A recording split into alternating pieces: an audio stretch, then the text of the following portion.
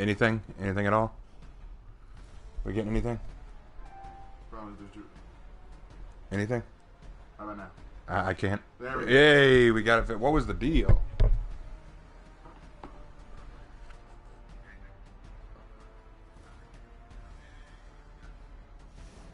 It just wasn't plugged in. I guess it just wasn't plugged in popular. Ah. It's a bunch of bull. Oh, guys, okay, so y'all can hear me now, right? Awesome. I haven't checked chat yet, so I'll need to pull that up in a second. But for those of y'all who y'all missed it because the audio wasn't working, but oh my gosh, me and my brother were laughing so hard at this concept. Okay, so we were just talking about how the Skaven or Ratmen won the Fantastical History poll. So the next Fantastical History video will be on the Skaven or the Ratmen, and we were sounding like Skaven. We were talking like Skaven, like yes, yes, like that kind of thing. And then it suddenly hit me. That sounded familiar to me. That whole yes, yes kind of thing. And I remembered where I heard it from. It's from Cinderella. It's from Cinderella, because if you remember the Disney movie Cinderella, the mice that Cinderella interacted with talked the same way. Like, ready, ready, Gus, Gus, that kind of thing. Like, they would do that. They would talk, they would double state things. They would double say words the same way. And I'm like, did Cinderella inspire the Skaven to a small degree? And my brother's over here like, I'm not going to fight you on that because you're probably right, but in my head canon, it's funnier to think that the mice in Cinderella were just the precursors of the Skaven, and Cinderella the whole time was able to talk to them because of her exposure to Warpstone. That's how she was able to see the fairy godmother. The fairy godmother was actually a lesser demon of Slanesh. Either that or a servant of the Great Horned Rat.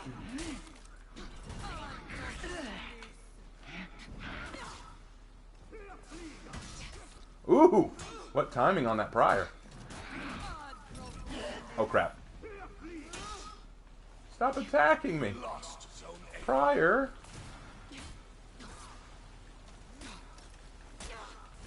Bad conk. I wanted some fun too, Conk-a-donk.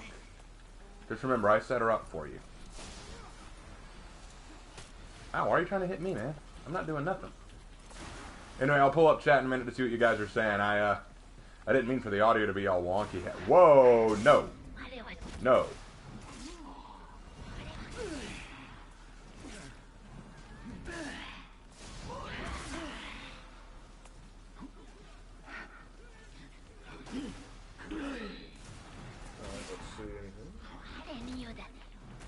Cinderella takes place right before Vermintide, I guess? Yes! Absolutely.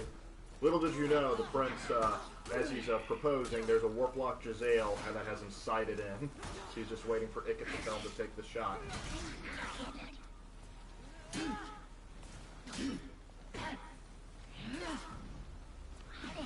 Ooh, good dodge. Musketeer working for honor? Can a ranged warrior work in for honor? Everyone asks that. Could a musketeer work in for honor? Technically, I guess. And no, a warrior who is purely ranged could not work in for honor. It could not work in for honor because that's too broken.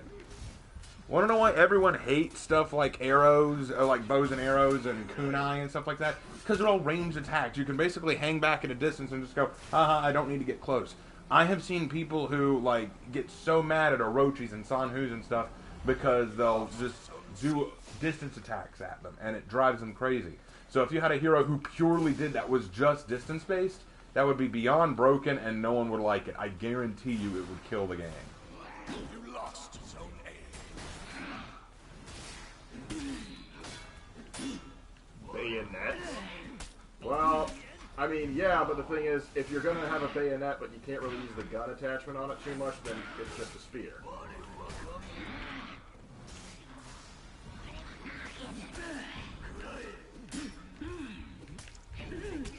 Man, We will put werewolves up on the thing for the vote after the Skaven. We've already done werewolves. We did werewolves. We already did that. Yes, but where are the werewolves? Well, then, we've done. Check the Fantastical History playlist. We've done werewolves already. I did a whole video on the werewolves. So no worries on that front. Werewolves are taken care of. You captured Zone C. Ah, I see you're playing Sanhu, but how's it going to work out for you? Yeah, didn't work out for you, did it?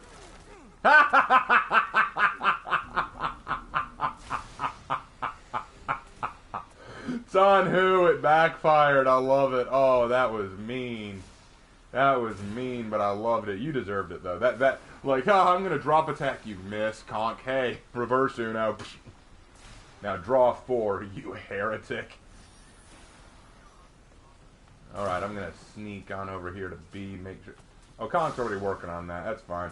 They're all ganking up in A anyway. Let's go help them out in A, shall we? Let's go to... Oh, ooh, no.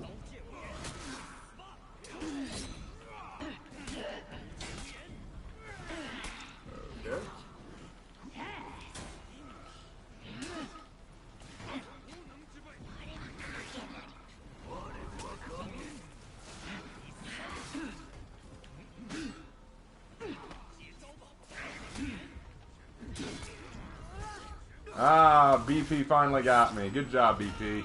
Okay, so Dragon Slayer just found a little Easter egg in Kazan Castle. What's that? In the second phase, when you go behind the Guardian Room, there you'll find Ayu's sword and helmet, and according to them, it's never been there before.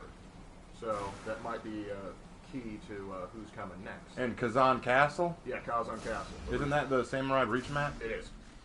We'll try to get there and see if we can't find it. Remind me about it later. We'll do a few breach matches to try to get Kazan Castle, and I'll see if we can't find Ayu's sword and helmet. Yep. Just remind me of where it is so that I can see if it's accurate. All right. I think Nathan and Dragon Slayer will remind me. Thank you, Nathan, for bringing that to my attention. It's on who? You're not getting this. Devil Dog, I hope you had a lovely dinner. It's okay.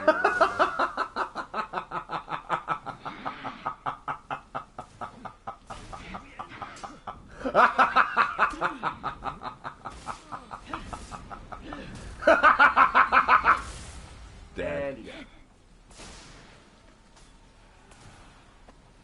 Sorry, when I play Hitakir, I get a little evil. I get a little psychotic evil, just a little.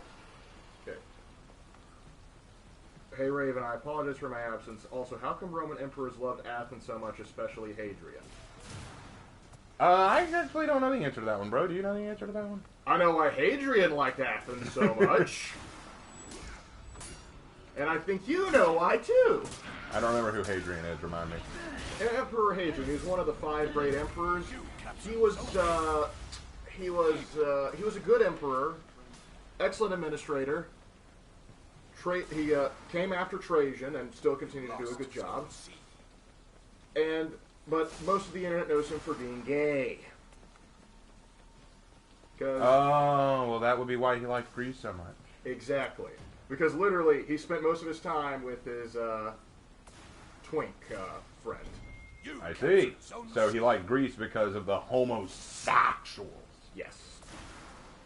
That, and amongst other things, Greek culture was very popular to the Romans. There's an old saying, Rome may have conquered Greece, but Greece conquered Rome, because a lot of Greek culture really influenced Rome, because... How should I put this?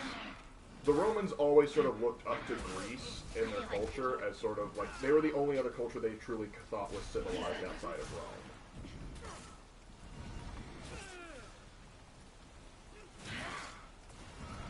Start running, boy! Oh, I see how it is. Yeah, he did build Hadrian's Wall between England and Scotland before, well, I guess it would have been called Pictland back then. No, Caledonia, that's what they called it, Caledonia.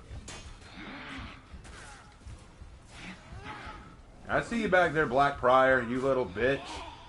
I love that Black Prior just standing in the back. I don't want to hit, I don't want to hit, I don't want to hit. Oh, he's close to death. Now I can hit. Okay, here's a question for you. What For Honor content will you do after Heroes in History? Well, actually, me and my brother have been talking about the possibility of extending Heroes in History to other games with historical inspiration. And talk about, like, certain, like, for example, talk about how the Brotherhood of Steel and Fallout was heavily inspired by Knights, or how the, or like the Warhammer 40k Space Marines were heavily inspired by Knights, or the Death Corps of Krieg were heavily inspired by German soldiers in World War I. Like, talk about those kind of things. Like, we've discussed possibly expanding the content for Heroes in History. So we may do more of that. But what I may do later on, and I don't know if I'll do this after I finish Heroes in History, or if I'll do this before I finish it. I don't know which. But I want to do a series where I talk about the maps and talk about what I think of them from a historical and battle tactical perspective. But to do that, I need to have the ability to zoom my camera around the map and look at it from every angle. And I don't know if I have the software or stuff to make that happen. So we'll need to see. I'd like to do that. That would be something I'd really like to do. But I need to have the software to do it.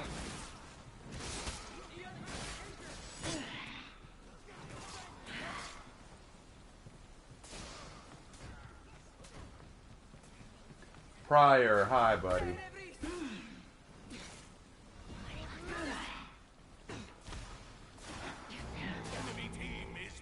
Okay, this is a question for both of you. Is Centurion more dangerous with a shield, like Rise of the Empire, or the one in For Honor more strong? I prefer the shield.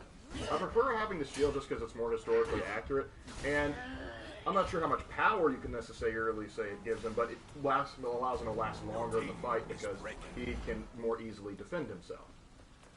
I don't know why the teams always just decide to gank up in the middle area at this point.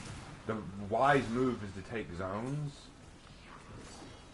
But whatever, let them do what they want, I guess.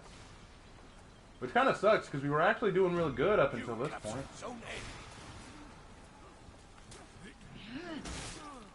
No. We ain't got time for that. Your team rallied. Finally got the Inquisition off my tail. Don't worry, Grimlock will alert them to your position momentarily. The thought of Blackfire with a lisp would be great. Sounds like something out of Monty Python. I will show them darkness.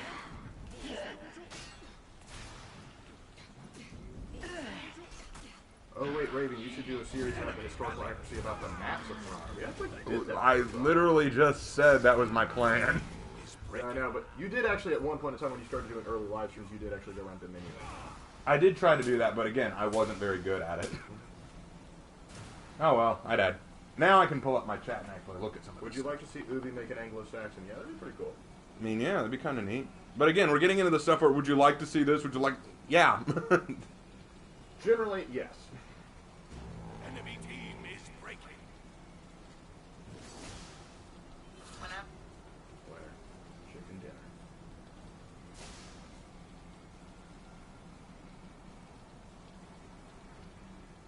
The thought of BP with a lisp is great. That is an interesting concept. I will show them. Oh, have you just noticed that all of their characters are heavy hitters? Blackprior, Hitakiri, Sanhu, and Zhang Jun. Every one of them are heavy hitters. Not that ours was much better. We had a Conqueror who's the turtle extraordinaire, a Raider who's broken, me, a Hitakiri, who's a definite heavy hitter, and what was the other? What was the other we had? An Orochi? No, Orochi's not heavy hitter, but they're broken as sin.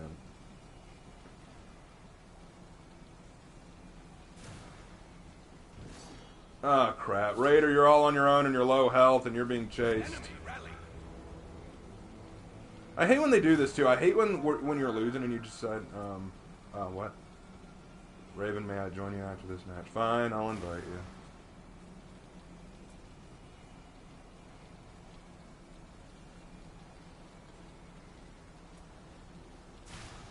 Raven, which For Honor hero would be most likely to end up on a sexual offender registry? I'm not sure. I don't think any of them are sexual deviants. Not that I know of, anyway. If you were the lead writer in For Honor in a For Honor sequel, where would you take the lore of the game? I wouldn't want a For Honor sequel. I just want to keep going with what we've got. Just make it better. A sequel implies that we're kind of starting fresh with a whole new story. And I don't want to do that. I really don't want to. I think it's fine the way it is.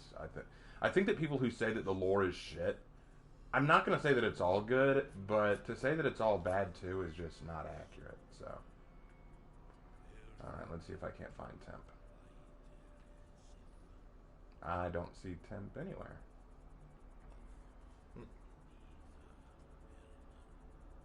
Scroll all the way down to the bottom, I guess. Yeah, there he is, but Congrats he's on off the 17K from Nathan. Oh, he's not there anymore, so he must be back at the top. I don't think we need to think any of the heroes would be sexual deviants. Do we need to point out the Romans? Yeah, which one would be arrested for it? That's the thing. The Romans have the clout, they can get away with it. All right, you have been invited. I'll give you a minute to join on. Though I do suppose Glad's foot fetish might land somewhere. Hey, Raven, if you were to release a new Viking hero, what weapons would they have? Nope, not answering it. Not answering it. Already answered that in a video. Not answering that. Congrats on 17K. Thank you. I didn't think of any heroes. Do we need to point out the Romans?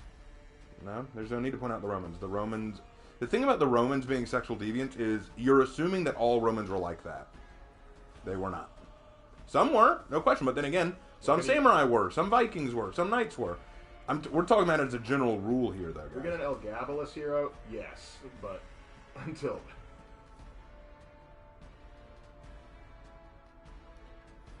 Raven, invite Maul to your group. Okay, if Maul wants to join in. Well, after this match, because we just got into one. But yeah, after this, I'll invite Maul. Not a problem. He just didn't tell me he wanted to join, or did he, and I just missed it.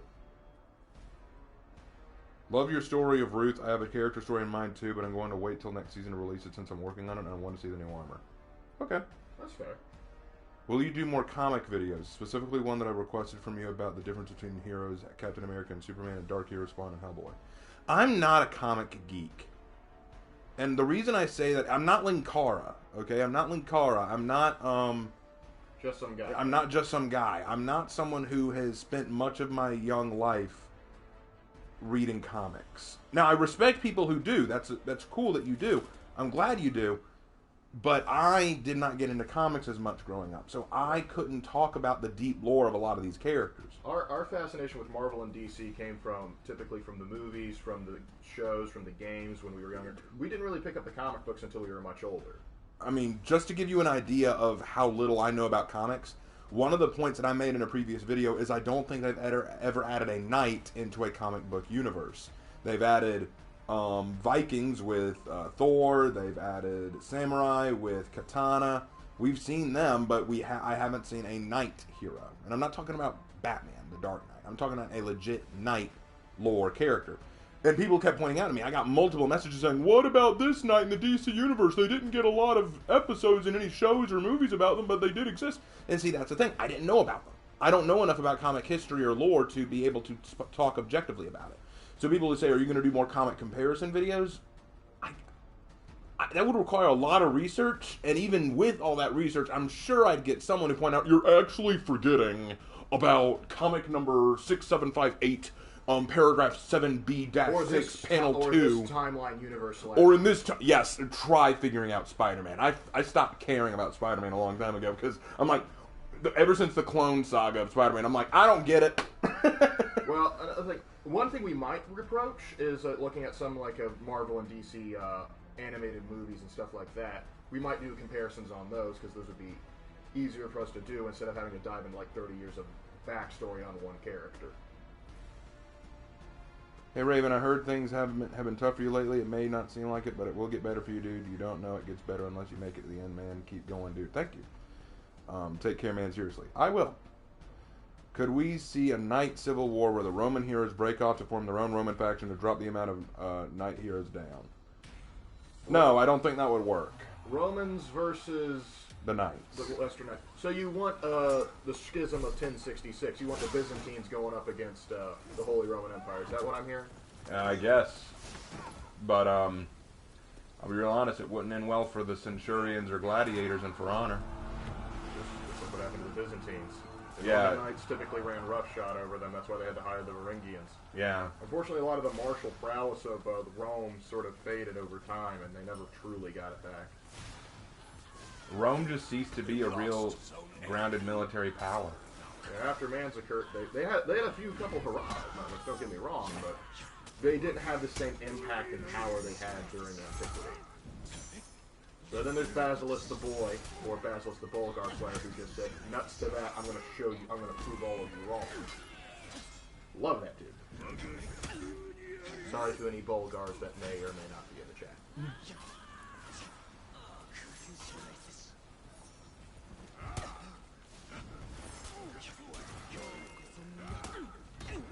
happen in 1054, 1056? You captured Oh, yes, it did. It did. I'm thinking of the Norman Conquest. I get my dates confused sometimes.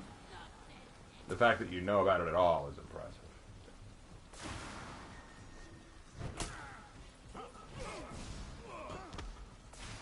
What would you think about a For Honor prequel? Sort of like maybe like a DLC or something. It'd be kind of cool.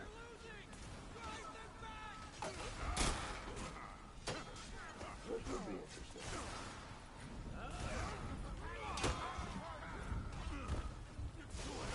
Ah, the light. Good luck at Clash, Shadowkin. Good luck, Shadowkin. Good job, Temp. Alright. Hey, we got a team member. What are they? What are they? We've got a Tsanhu, we got a Warlord, Amashugoki, we got a Zerk. A Zerk. And they're a Rep 2 Zerk, so I don't know. It's hard to tell sometimes. Like, reps don't always mean anything. I've seen some Rep 500 people get spanked, and I've seen some Rep 3 people kick ass. Let's see. Go during Total War Shogun 2 years after to take over Japan and become Emperor of Shogun. It's the Shogun, not Emperor. Maybe the samurai said they lost their home long ago, and maybe because they got kicked out of the Emperor. Oh, you mean like the Easy Republic? So, we meet at last, Goki. One of you is going to have to go home and change, and it's not going to be you.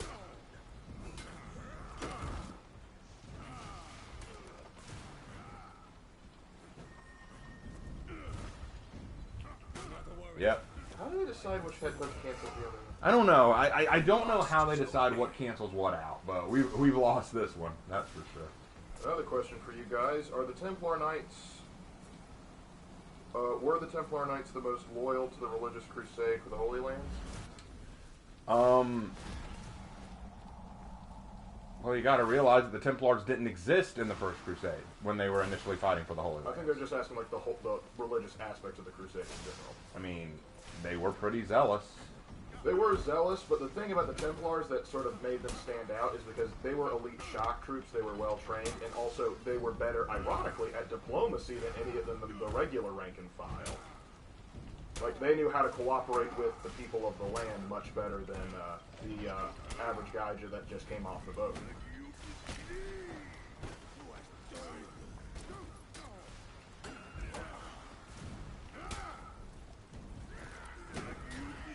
Temp, stop. Don't steal my kill. You captured Zone A. He needed the hug. Come on. I needed the hug to get. I needed the hug, but no. All right. Could a Korean warrior work in For Honor? Yeah, that'd be fine. Except Griffin already has a Korean warrior look. Yeah. And they would, I'll probably have to go for the Wu Len, too.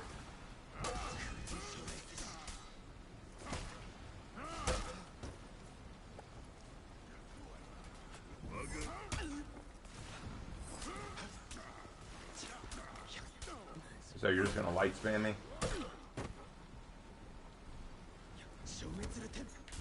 Raven, how do you get motivation to write? I think of stories that I want to see written, and I create them. Another thing that, just from what I've noticed you do, depending on what story he's trying to write, he will try and immerse himself in like the subject matter around it. Like when he's writing a story that has to revolve around organized crime, he will watch shows about organized crime. He will read a history on organized crime to sort of get himself into the mindset and the mood for it. Well, it's not just, I mean, yeah, that's how I get myself into the mood to write it, but I also have to think heavily about, is this a story I'd like to see written? Is this something that I really enjoy writing? So there's more to it, but, you know, thanks for stepping out of bounds.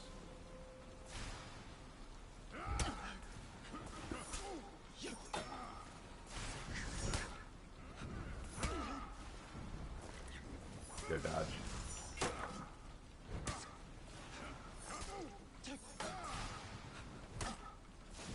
You lost Zone A. Hey, got him.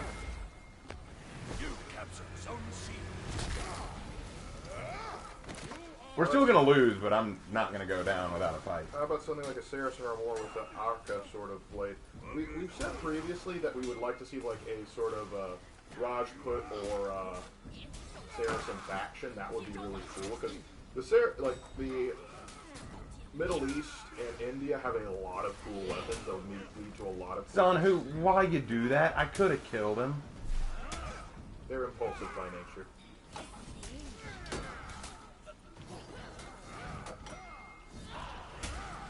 Yeah! Woo! And he's down. I'm sorry, Tim. I'm sorry, Tim.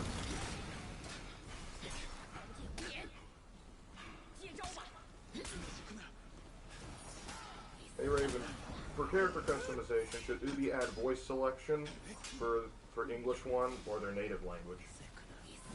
I guess they have an option so that your character can either speak English or the native language of the warrior. I guess you could do that. I guess you could have an option select, but to do that means that you'd have to hire voice actors, and if that's the case, why didn't we go ahead and just have responsive dialogue like was originally planned? Yeah, I would love them to bring that back up. That would be so much fun. Not to mention, it would have given me the opportunity to buy voice packs. That would have been cool. Could you imagine making your Lawbringer actually talk like a Space Marine? That would be epic. But no, we can't have that now, because somebody saw one video and got butthurt. Yeah. Do you guys think that the story mode of For Honor should get a DLC too, or should story mode be left as is? I mean, we already did say early in the stream that we would be okay with like a prequel or something to the For Honor storyline as like a DLC of some kind. That would be cool. But the thing is, it couldn't just be a DLC for the story, unless it's free DLC. FLC, I should say. If it's downloadable content, it should come with something else, like more brief maps, more something, or maybe a new game mode. So I just want to talk about how you wasted that 4 feet over there, fellas. Oh, they had another one. Well, they have 2 Kyoshins, so. Well, the first time they did it, and they didn't attack or do anything. I was like, you could have. Well, I activated Revenge. It wouldn't have been. It wouldn't. I know, but they could have whittled the Revenge down. It just seems like a waste. Brother, I am pinned here. I would love to hear that every time, like the Kyoshin activates the 4th sheet. Yeah, definitely. Oh well. Taking 2 L's at the start of the night. Also, hearing a raider yell blood for the blood god would be pretty radical. Definitely. Or hearing the kin say, a shameful display. I hate that we're starting with 2 L's, but whatever. Why did my screen go away? I did not know that regulator. But now I do.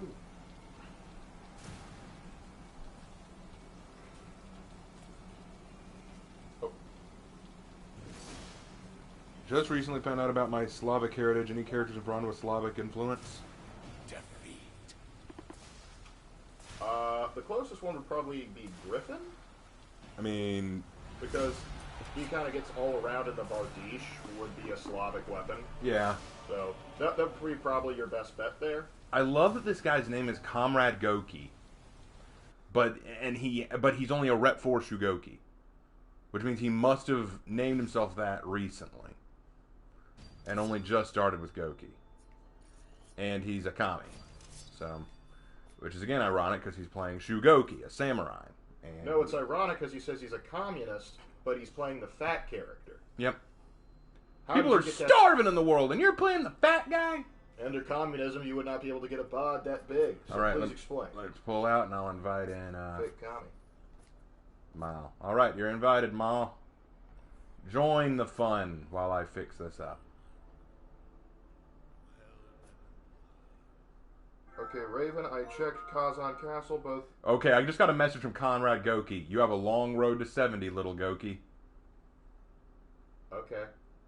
Well, I'm Rep 22, you're Rep 4. I think, unless you're a Smurf, you've got a longer road. So I better just let him know. Now we're in the middle of the thing, we can do that later. No, I'm waiting on Maul to join up. I can respond. Okay, yeah, go ahead then. So, okay, so here, I'll say, well, I'm Rep 22. I know I'm not great.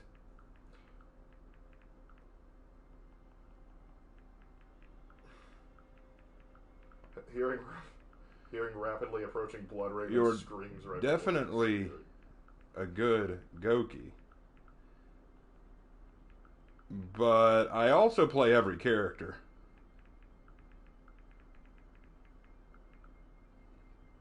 No, I got a better idea.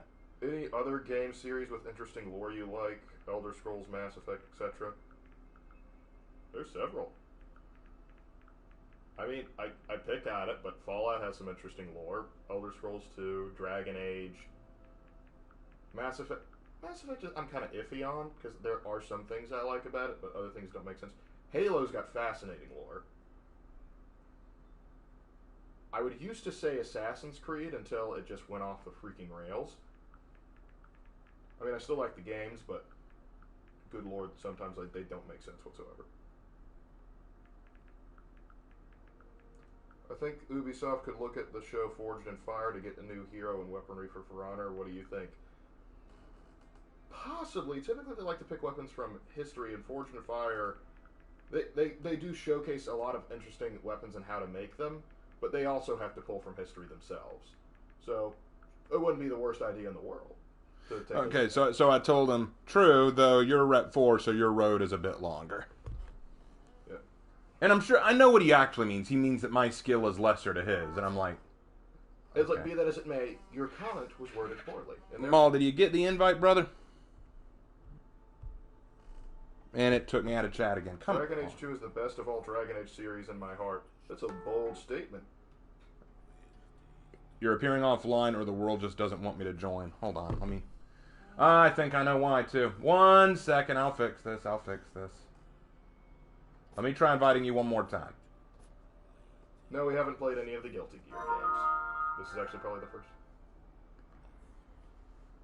Hey, he is a Smurf. If you believe this is my main account... So you're a Smurf. So you're a Smurf. Why would you say that? Why would you come out here and say that? Hey, if you believe this is my main account, I wouldn't have done so well as just a Rep 4. Oh, so you're a Smurf. Not something I would have admitted.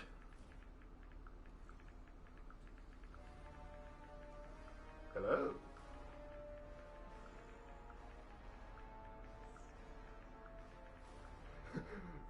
God help anybody fighting against a Blood Raven style character. Their weapon will be gone and missing. All right, let me try this real quick. Hold on, Mal. I'm gonna try something real quick. I'm gonna change my status to online mode. See if that doesn't help you get on. That should. I mean, I figured. Yeah, it's not letting him. Okay, I'm resetting myself to online. Let's try it one more time. And if that doesn't work, then the universe hates us. Let's try one more time. Should be online now.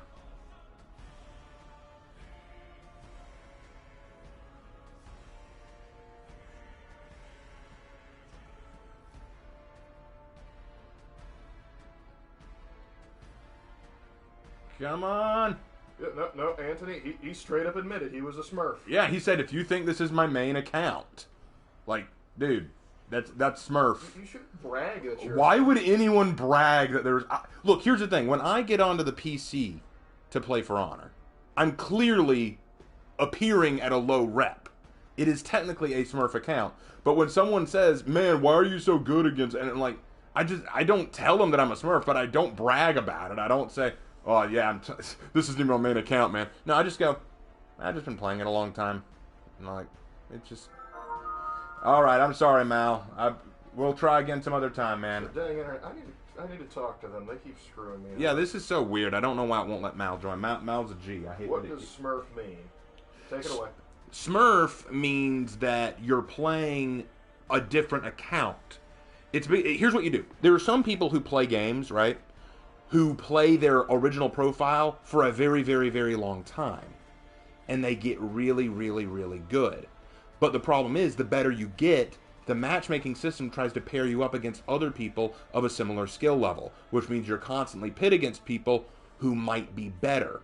To avoid being beaten all the time, these people will start a brand new account, starting at level nothing, but with all their previously acquired skill. So they're basically coming into the game brand new, knowing everything. It's kind of like if you were to play a game and then start a new campaign, but you already know all the tricks and tips and what to look for. It's the same thing. But the matchmaker will see your rep and think, oh, well, we need to pair him up with people of a similar rep and pair you up with very weak tier players.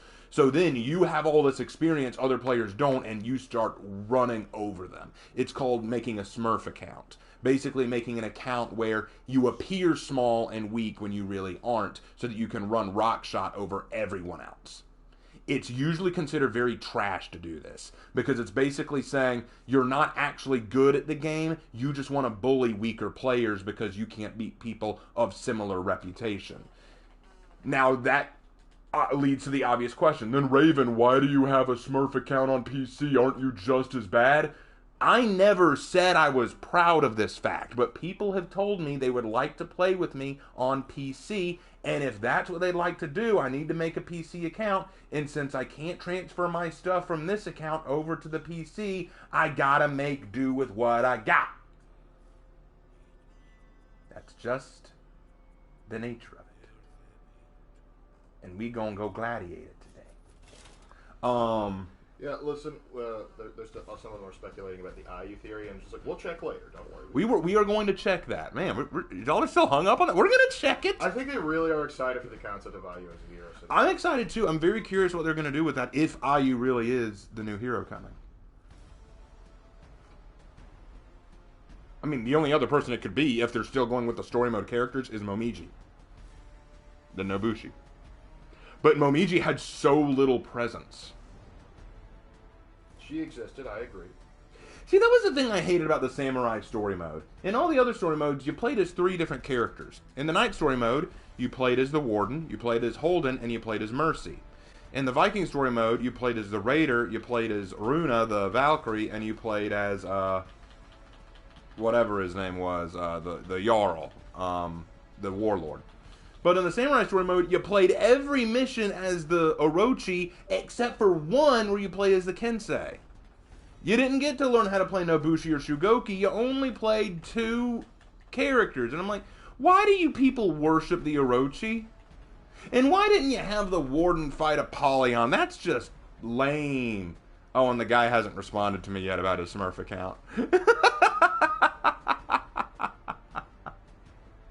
It's like, oh shoot, I probably shouldn't have said that. It's like, oh crap, maybe that wasn't something worth bragging about. Maybe that isn't worth the bragging rights.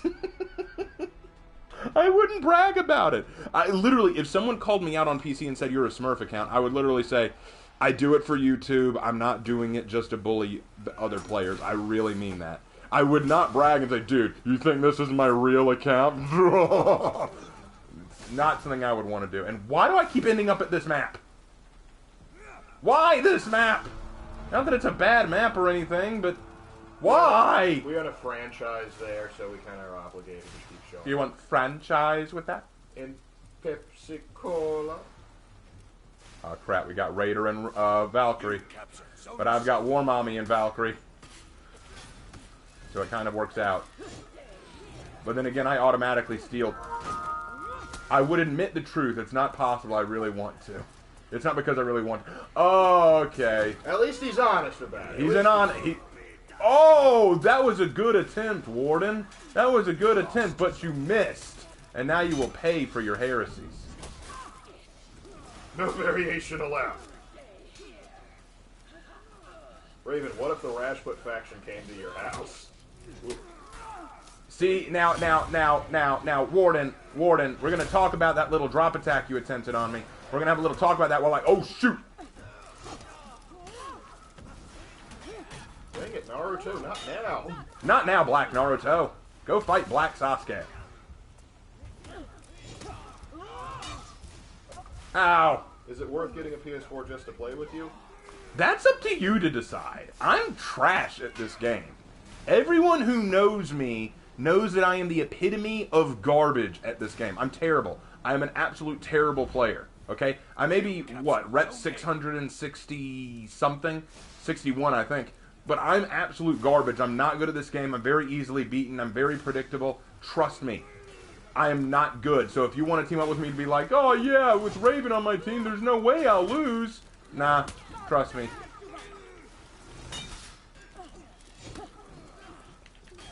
Odds are pretty good I will lose.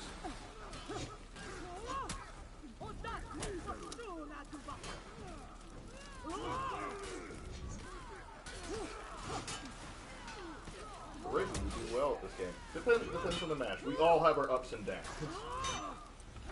Because, like, I seldom play the game, and then I'll still have matches where I'm just, like, top of the charts and I have no idea why, and then other matches I will be reminded, alright, I remember how I played this game. I remember. Oh crap, they're all just, they're two of them in B. Well, one in B now. It's a bot? In September, when the Winter Stars were. Wait, Shaolin, you just kind of disguised yourself there, dude. He's like a ninja. No, wait, that's the shit. Oh, an excellent attempt, dear Warden. But no, you will always be punished for your heresy. Oh, that was glorious. I love that he tried it and then I killed him for it right after. That could not have gone better. That could not have gone better. But I am the patty cake champion. Good effort, but I am the patty cake champion. For all of you who have watched Team Fortress, not Team Fortress, Team 4 Star.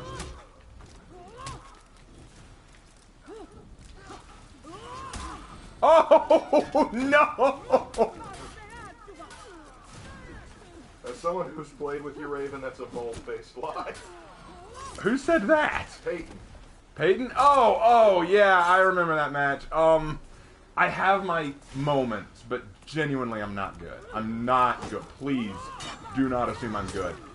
Let me put it this way. I'm not worthy of the reputation I have. I'm not worthy of a 661 reputation. The thing is, if it was based off of skill, I might agree with you, but since it's based on experience and service, I'm going to go with yeah, you do. I want to clear out B.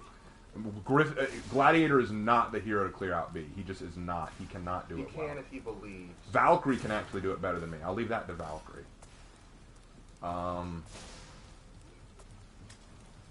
Oh, Raider. Let's talk about that. Not a good move, Raider. Not a good move, Raider. And you're dead. Sim says, when I play Faraam... Oh, you...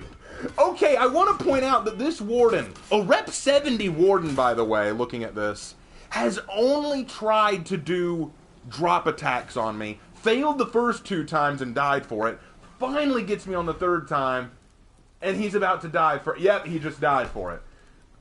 Warden, I know you a Rep 70. You got to be better than that. He is a man of determination and will.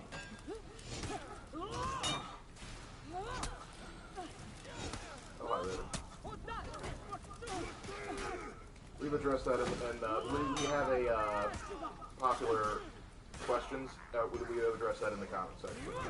Comment section that video sometime. Done. What is your opinion on the Far Slight Enclave from Warhammer? I don't know what that is. That's the one with Commander Farsight. The good. Oh! You mean from the Tau? Yeah. They're cool. It's like the Tau, but right. Black Naruto, you've come to fight me again.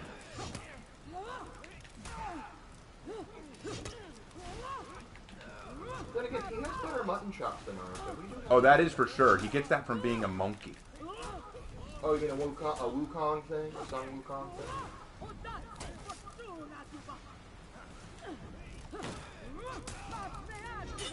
Ooh, good parry. Because I know they intended that to be a Sun Wukong, the Monkey King reference. Oh, son. Come here, son. Come here, son. Let's talk about this while I stab you in the ass. And I'm sure that's something Naruto's very familiar with. Being impaled through the ass. Oh, here's an interesting question. Hey, Raven, will you make another Primarch? Naja Aldmera is the Primarch. No, that's the thing. Will you make another? Oh, other than Naja? Well... You do have an option slot for one? I do have that option, don't I? Tell you what, I'll consider that. We'll make him Tim. That's him, the Primarch. Hey, guys. He's still alive, just nobody notices him. Are we really about to do that? Warden? You lost Zone A. Oh, no! No! Raider, to the rescue. Enemy team is breaking. Oh, Warden, you're gonna pay for that. A little hot under the collar, eh?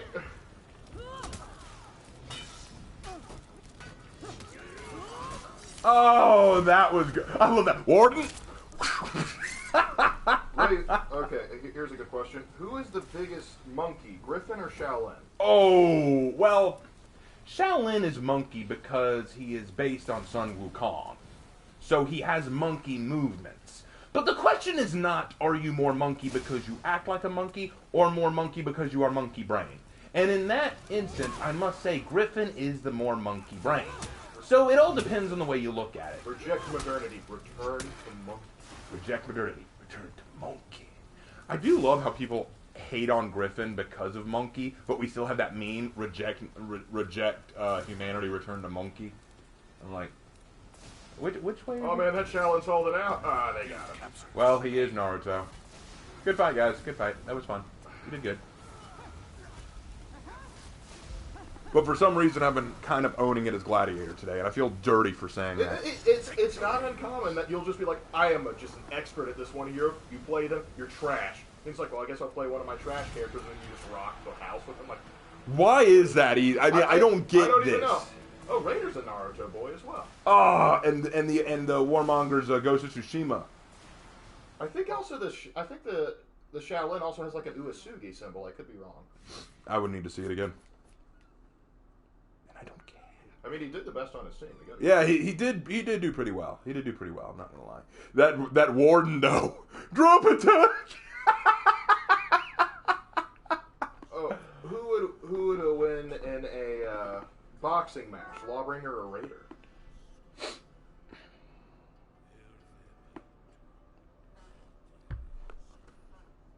It's a good question. I'm right there with you, old Dragon Slayer. I'm trash as assassins too. I'm probably gonna go Raider on that. You think Raider would?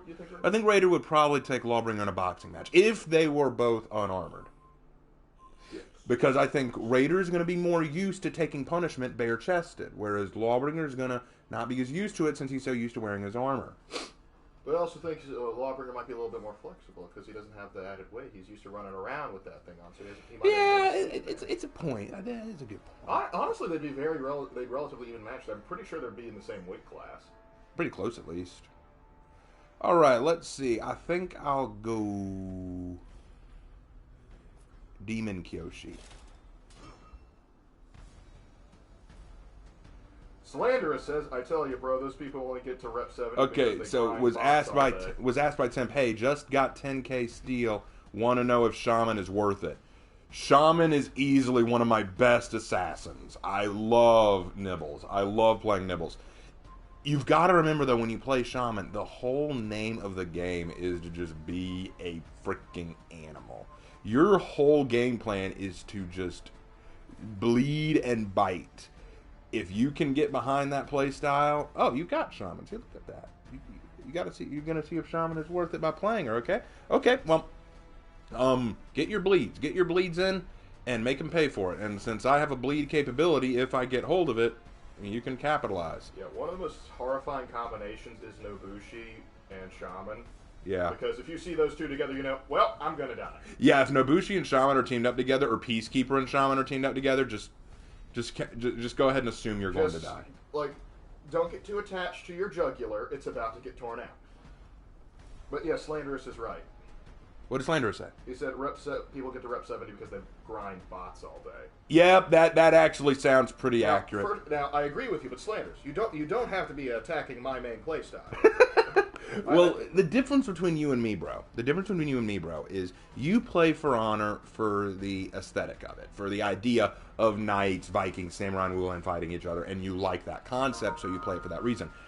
I play it for that reason too, but I have gotten to the point in playing it where I feel comfortable fighting other players and can fight them competitively. Do I do well? Oh, hell no! But it doesn't mean that I can't play against bots. I can enjoy playing against bots just for the casual play style. You just prefer that, and that's fine. Yeah, we get two different things out of it. Yeah, but and that's what I like about For Honor. You know, it's not like Rainbow Six or those other games where it requires multiplayer. Okay, here's a question. I apologize I haven't gotten this early, Regulator. Which one of you knows more about the Viking Age? That would probably be my bro. Probably not too much since you've done several research videos on them now. You're probably catching up. But, yeah, Viking Age is a little bit interesting to document because a lot of the stuff we only typically have the other side sources to it. Because the Anglo-Saxons wrote in the Chronicles, the Vikings wrecked this village today, and it was quite unpleasant for everybody involved. And then they'll have other stuff like the Vikings, they keep on attracting our women because they wash themselves more regularly, and they didn't take the hints of that. Very interesting stuff, the Vikings.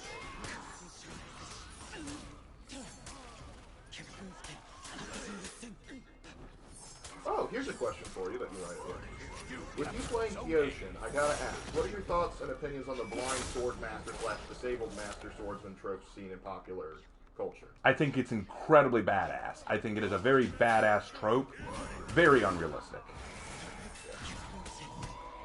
I mean, didn't we bring up Fujitora in your Kyoshin video? Yes, we did. Yes, it is Taco Tuesday, Taco Seller. You are not wrong. Vikings sound like a bunch of party elves. Dude, they knew how to party. Yeah? Still got the execution. Oh, I didn't get the execution! Oh! I thought that... At least the Highlander was gentle with you. Just a slight crick of the neck. All right, put him to sleep, boys. Oh, he's a rep 70 Highlander. Oh. Well, with a mask like that, he has to be. But I thought that I got the execution. No. I want you to know he is a dark-skinned Highlander. Oh, okay, so Comrade Goki said, I should have explained that I don't wish to be a Smurf. My account was banned. That's... Oh, okay. Gotcha. Now I see. Okay, that makes sense. Anyway, but the guy is wearing a mask. He's a Highlander, and he's black. He's the demo man. Not to mention PC. There he's a PC boy. Aha! All right, now everything adds up. I understand now. Surprised that guy didn't try to jump you. Well, he probably knew that I'd dodge it. True. Okay, he's specialist in that kind of.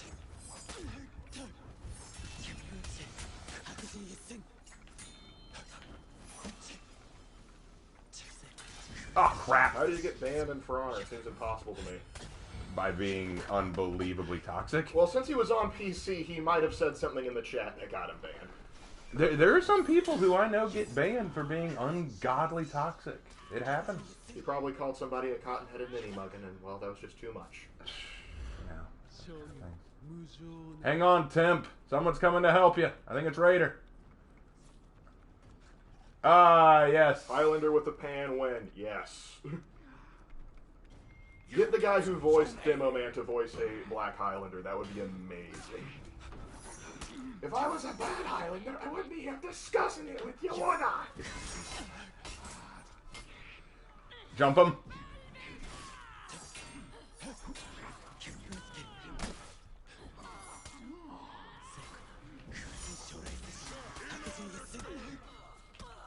Probably not tonight, Simpson. What's the question? You don't know if you can do a one-on-one game with you. Yeah, probably not tonight.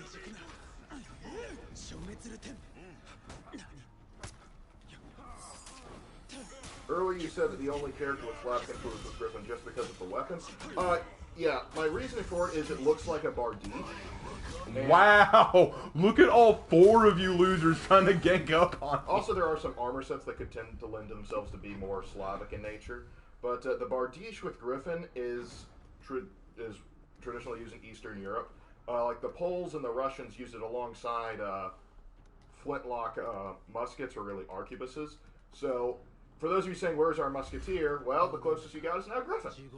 I love that just happened. I love that all four of them decided to gank up on me. I'm like, really? Okay. Why does Soldier's personality fit Conk so well? That would do well.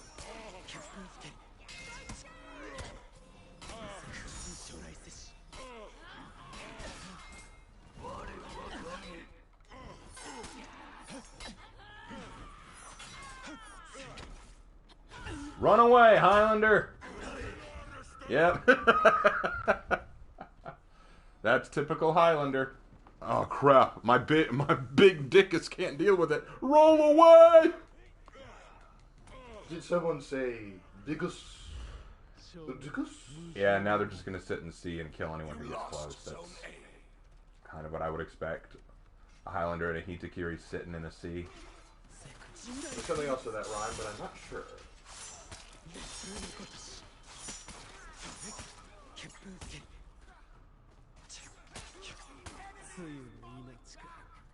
Come on, guys, let's clear B. Let's make them work for this. Don't give up. Don't give up. You can win. Don't give up. Do your best. Don't pity me.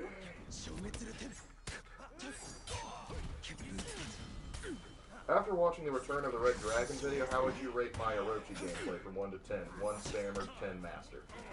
I would need to watch it again. It's been a while. Ping him again on Discord. He'll be able to look at it a little bit later. Because right now, this is in the middle of a sticky situation. Ah, come on. How am I doing? 4 kills, 5 deaths. Me as a scout, but it's Orochi. That works way too well. Look at this guy. Look at this. They're just all ganking. It's like they can't win without 3 of them traveling together. See, look at across the bridge. 2 of them are running over there right now. Oh my lord, it's sad. And there's a 3rd one coming to help him out. It's sad, guys. It's sad that you can't do this on your own. It's sad that you need to hide behind other players. An Ultramarine set would be cool, except someone might mistake you for Tapas Sicarius, and nobody wants to be mistaken for Tapas Sicarius.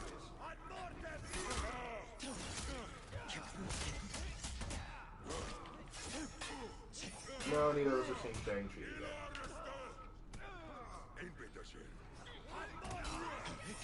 Hey Raven, do you think we'll see a Japanese monk more on the lines of Sohei soon?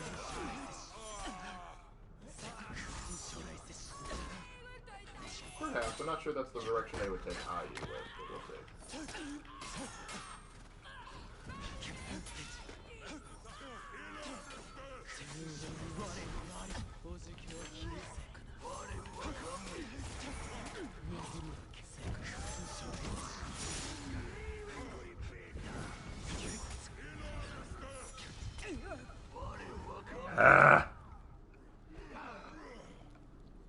Yeah, there they all are, all just owning up in C. They heard there would be hot dogs. It's sad. It is really sad that this is what people think makes good gameplay. Everyone dogpile the one character.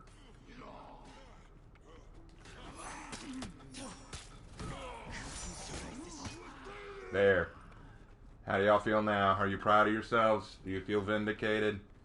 You feel good now? Your team is breaking.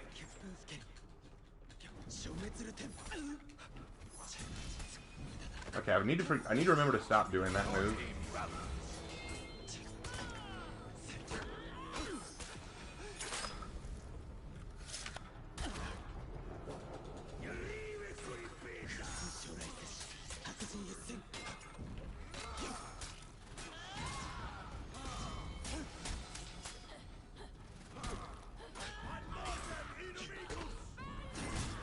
Sorry. Hey Raven, what's your favorite Space Marine Legion? I like the Raven Guard. The Salamanders are cool, but definitely the Black Templars have a special place in my heart. But of course, I also cannot forget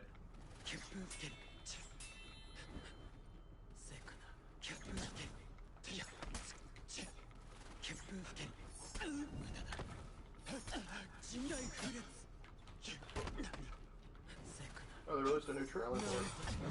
Your team is breaking.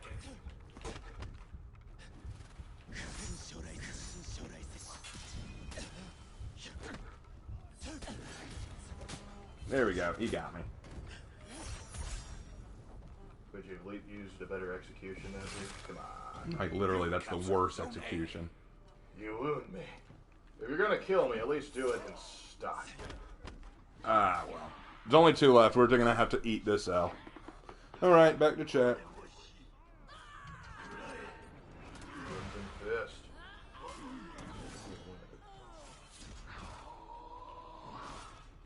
Raven and Lark, if you had to be a fictional magic being, what would it be?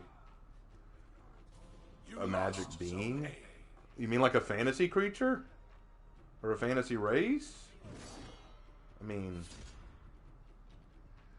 I like being human, but I mean, if I had to be magical, or a fantasy creature, I mean, I've always liked ogres. You know, like the Oni from Japanese lore. They're pretty badass. Not gonna lie, strength, lots of strength in there. But I also like elves. I mean, if you're gonna go magical race, go with the race that is all magic. You know, And that has the best longevity. yeah, they're gonna live the longest for sure. But we wouldn't be able to keep our beards. That's the problem. That is a problem, and I do like my beard. Whatever. Imagine being pierced through the skull with a sheath. That is brutal. You see, I would imagine that, except it's physically goddamn impossible. It's like saying ow once, but... I mean, like, you need to fire it with the force of a cannon to get it to puncture, which I doubt Kyoshin is packing. Unless you're a courier in the Mojave in 2277, I don't think it's going to happen, man. Yeah, just go ahead and forget that. That's not a thing. All right. Next round. I would pick a magic human. I'd be Nephilim. I'm not sure we can count that. Raven and or Lark, want to know something embarrassing about my gaming and For Honor? If you want to share it. Boobs, you're here, why not? Boob says squeeze me. No thank you. It's got to be the boob of someone that I know. Otherwise, I just don't want to. I'm a clean individual. Or, better yet, dinner and movie first, pal. Yeah, exactly. Let's go. We haven't done a Viking yet, have we? Let's go. Jormungandr. Let's go Jormungandr. Yeah. All right. How does Raven Gaming sound? Sounds cool. Hey Raven, if the original 6 Avengers were For Honor heroes, who would they be? I don't know. I'm not going to look into it. Hey Raven, ever played D&D? No. Would it be possible for the scabbard to have a blade on the bottom? It might be, but there isn't one. Raven, if you discovered a new species, what will you name it? Depends on what it is. Who thought of that idea? Oh, lol. I mean, I guess there is that one Shugoki execution where he impales with his kanabo. Yeah, but the kanabo pommel can be sharp. We've seen sharp versions of it. Boob says, all right. Sorry, I mean, you're not a boob of someone I know or a girl that I like. It's just maybe another day if we got to know each other better. Dinner and a movie. You did not answer my question, Lark. What question was that? Fine. It was like what fantasy race? I'm going Dragonborn. Dragonborn, okay. Love your heroes in history. Thank you. Spider-Man No Way Home trailer 2 just came out. I don't care. Can I have a hug, Raven? Hugs. You just got one. Why wouldn't a Nephilim count? It was never specified. You're right, but I don't know if we could count it. Yorma's recruit, definitely. I'd be Ghost. I don't know. Pairing existed until I was past Rep 80. You didn't know pairing existed until you passed Rep 80. You know what? I think, bro, you had a similar problem. Mine wasn't parrying. There's just like each character, there's a move I can't do, and that's the one move that works. Like my brother once had to ask me again, how did Centurion do his kick? Well, they did change it. They did rework him, so. Lark, you should have went Scent. Okay, so I just watched Shang-Chi and the Ten Rings, and I got to thinking, magical weaponry in the fantasy and superhero genres. What would you suggest for how to write a good piece of magic weaponry? Make it believable and yet awesome. I know that that's hard to imagine, but I don't have time to really go into the specifics. WSG, I don't know what that means. Free Kyle. You mean Kyle Rittenhouse? Well, he's not jailed yet. He's still on trial. Let's just let that play out. I'm going to let that play out, but he has my support. Is Yorm low tier? He varies. Just saying your people are running from Games Workshop copyrighted trolling Battletech is an option. When Lawbringer starts yelling in Spanish. Hey Raven, are you excited for the new Black Templars releases? Yes. Opinion on Orochi's new bash? Hate it. Hey Raven, what writing... Hold on. Hey Raven, when writing a story, is it better to start with a theme or what? Start with what you want to. If you build everything around a message or a theme, then it's going to turn into propaganda very fast. In my experience, the best thing to do when writing a story is to create what you want to see and let the pieces fall where they may. Sometimes I do start with a theme. Sometimes I do say, this is something I kind of like to see in my story. This is something I kind of like to address or talk about. Okay. Jaguar Warriors donated $5, so first of all, thank you for that. Thanks for the $5, Jaguar. It says, how hard will it be to start a comic book company? My dream is to create my own empire with my stories and comics. Well, you got my support, but I think it will, from a business perspective, it will be difficult to get off the ground. The first thing to do would probably be just focus on publishing the comics. And honestly, what you may want to do is focus on digital publishing for the time being until you can start doing well enough that people would actually want to keep physical copies of it. But of course, I'm no expert in the industry. But if that's what you want to do, more power to you. But get yourself some good ideas, some good solid ideas, You captured Zone A. How did we win this?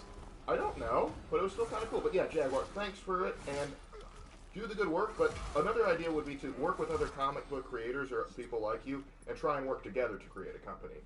That way you can start, maybe one day you can overthrow Marvel and DC's crown and stop. I don't know why people assume that I can answer these very deep questions about how to start companies. I'm not that smart. I'm stupid. But we were just discussing the other day how to establish an excellent 401k.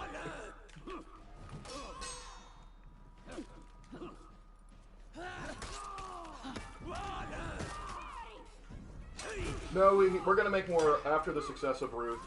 Raven has agreed to do more. I will try to do more lore videos about my characters. You won because you have a massive hammer and the muscles to swing it around. Hey, Centurion, you can't attack your armor. That's domestic abuse, right? Oh my god! That Highlander! That's the same Highlander from last match! He's a salty one! Oh my lord. Okay. Good. Let's go up and fight him again. My goal is to overthrow Disney. It may be the only way to create my empire. Wait, 3 of them are up here? I encourage you to try that pursuit. Somebody needs to bring Disney down to their... somebody needs to humble them. And you might just be the person, Jaguar. I'm counting it. That's Mikey64. That is a question that is answered in our YouTube video, most commonly asked questions. Yep. Again, Zach Ross. That one's also in the most commonly asked questions. So give that a watch, and hopefully you'll see that we did answer the question. If not, come on back. I think we've answered this one before, but it's like probably been a couple sessions. Which For Honor hero would you want to be your roommate? Co-ed or not? I think that's up to you. This Shaman! Yeah! Boom!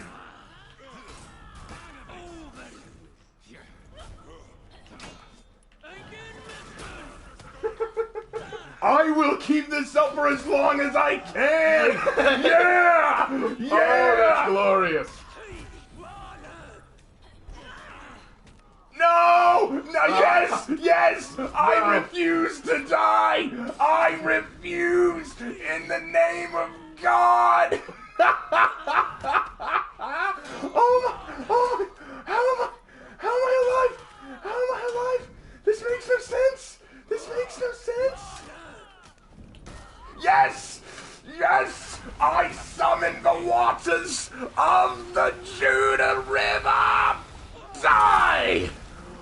You have been baptized in battle. And we got am footage too. That makes yes! What was that? Well, where do you go from there? It doesn't matter if we lose. I need to jump to my death. I cannot believe that just happened. Oh my gosh! How do I even? The great serpent has blessed us. He has come down to smite us.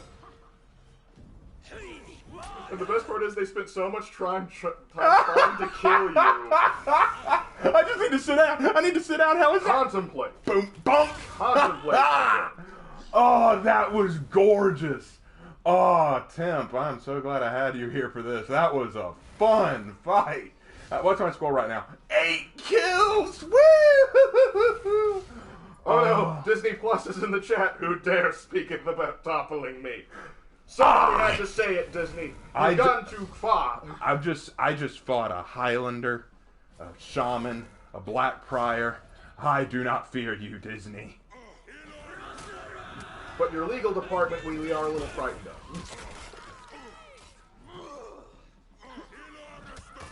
Yeah, after the stream, we're gonna have to like take that segment out and cut it and maybe make some. Maybe one of my true Faraam moments right there. Oh, Nathan has a great comment. Raven says, I am trash at the game. Anti-gank full team 1 HP. Nathan, you have to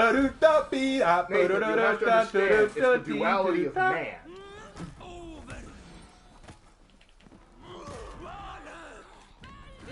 Disney Plus would like to fill us in on a secret. What's that secret?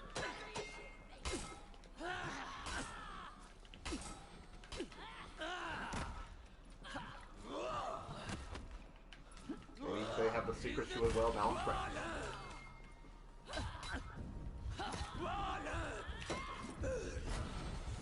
Enemy team is breaking.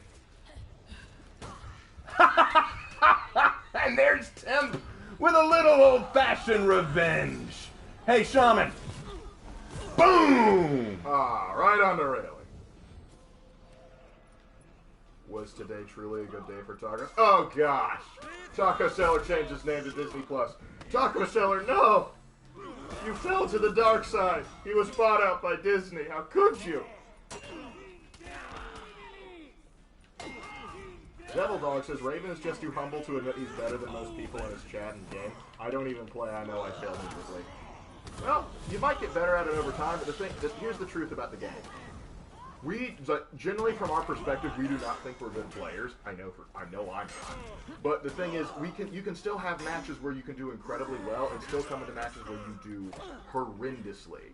And oftentimes, the horrendous matches linger longer in the memory than the good ones.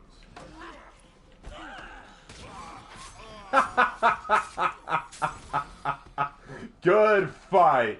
Good fight. Hold on, I need to plant my flag on this match. I need to plant my flag on this match. Yeah! We're gonna have to go to Breach after that. We're not topping that. No, we aren't gonna top that, boys. No way are we topping that. We need to go to Breach now. We need to go Breach. I cannot.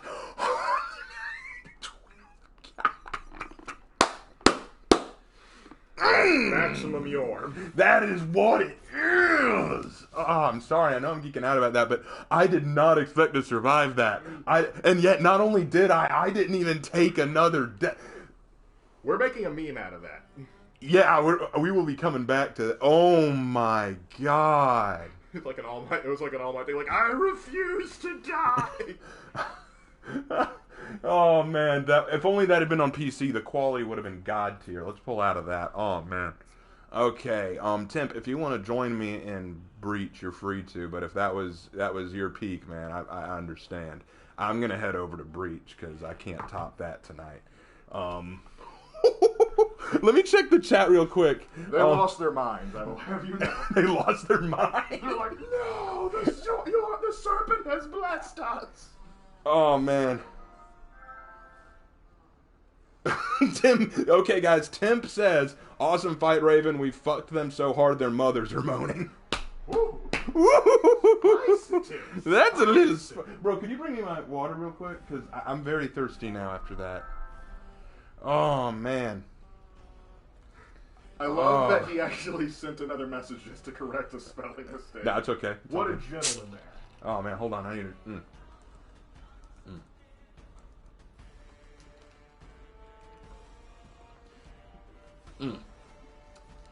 Oh, this is white grape. Oh. It's not my favorite flavor, but it's okay.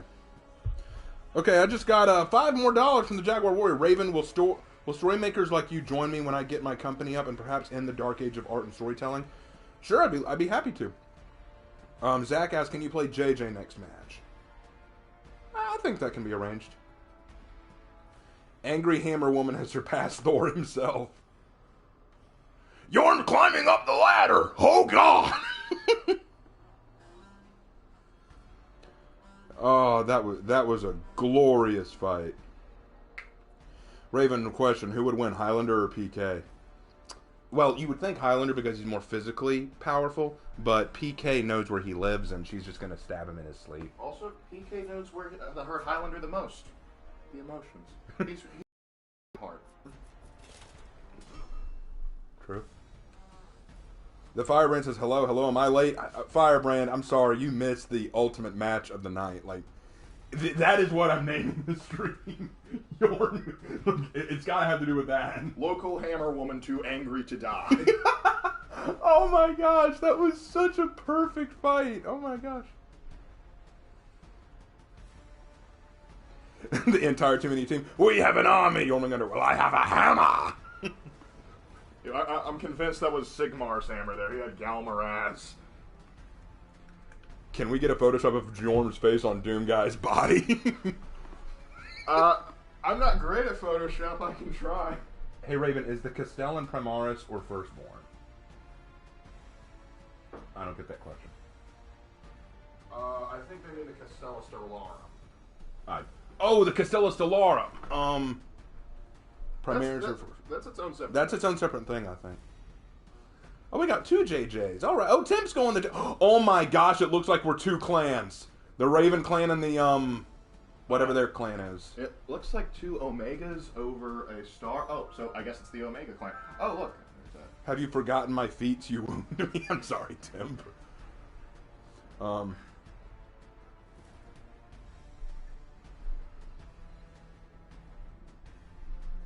Oh, from the new Templars release. I don't know anything about the Black Templar release. Oh, I thought you were talking about Castella Stellarum.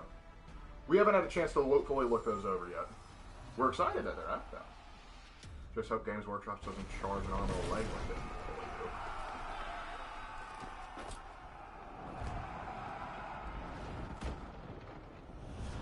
Can I join the Raven clan, says Zector? Yeah, all you gotta do is change your emblem to my emblem. You gotta just have the Raven emblem.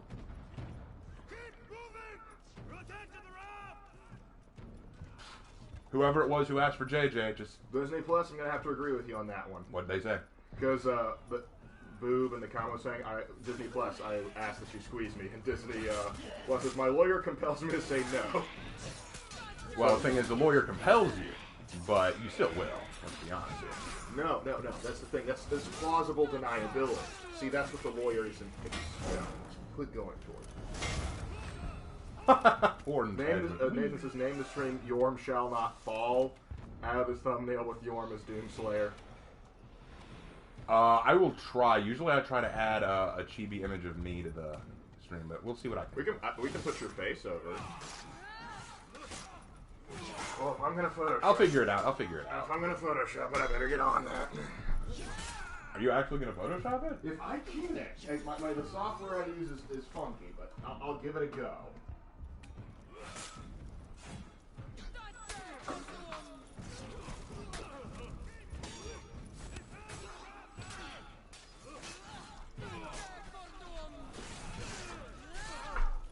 Just bear with me, fellas. This might take time. Now, this isn't the Kazan Castle map, so this won't be our last breach match of the night. We'll do another one and try to go to Kazan so that we can see if this leak about Ayu is true. Yeah, from what they said, the swords look like they've always been there, but they haven't seen the helmet, so it's the helmet we're looking for. All right, I'm looking forward to this. I want to see. I really do want to see. I want to know what we're going to get.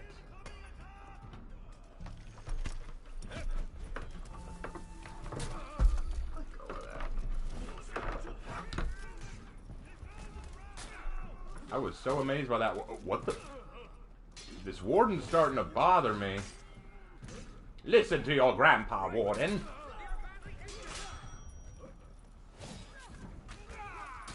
Okay, what is this warden?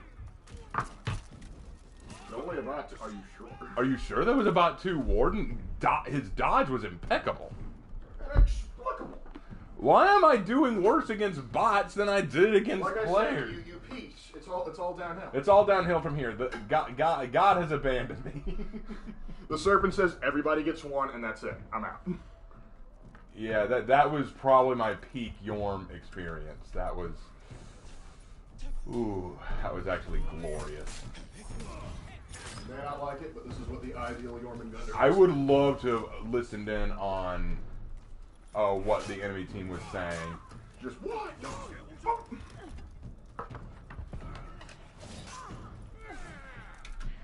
Like, after the 3rd revenge, I think they were going, I don't think this is worth it. You know what? This isn't worth it. This guy's not worth it. We should run. Well, the reason they spent like a good, 2-3 minutes on you, and because of that, they couldn't cap any zones, because there was only one other guy just running around not knowing what to do. Yeah. And so, as a result, you basically won the game for them. Yeah, I think I helped win that game.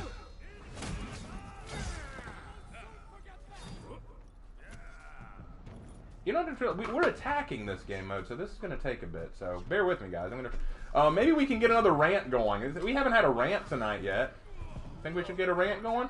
Okay, guys, so in the chat, this is something, everybody in chat, not only do I want you to tell me what you want me to rant about, but also there's something else I want to tell you.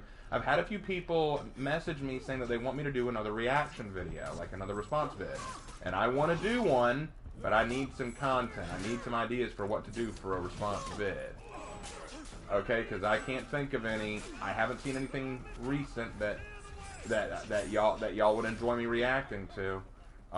Extra Credits hasn't done anything heinous enough. Like, I've seen some of their new "So You Haven't Read" videos, and they're bad, but they're not bad enough to do a whole video on, if I'm being honest. So, can't do those.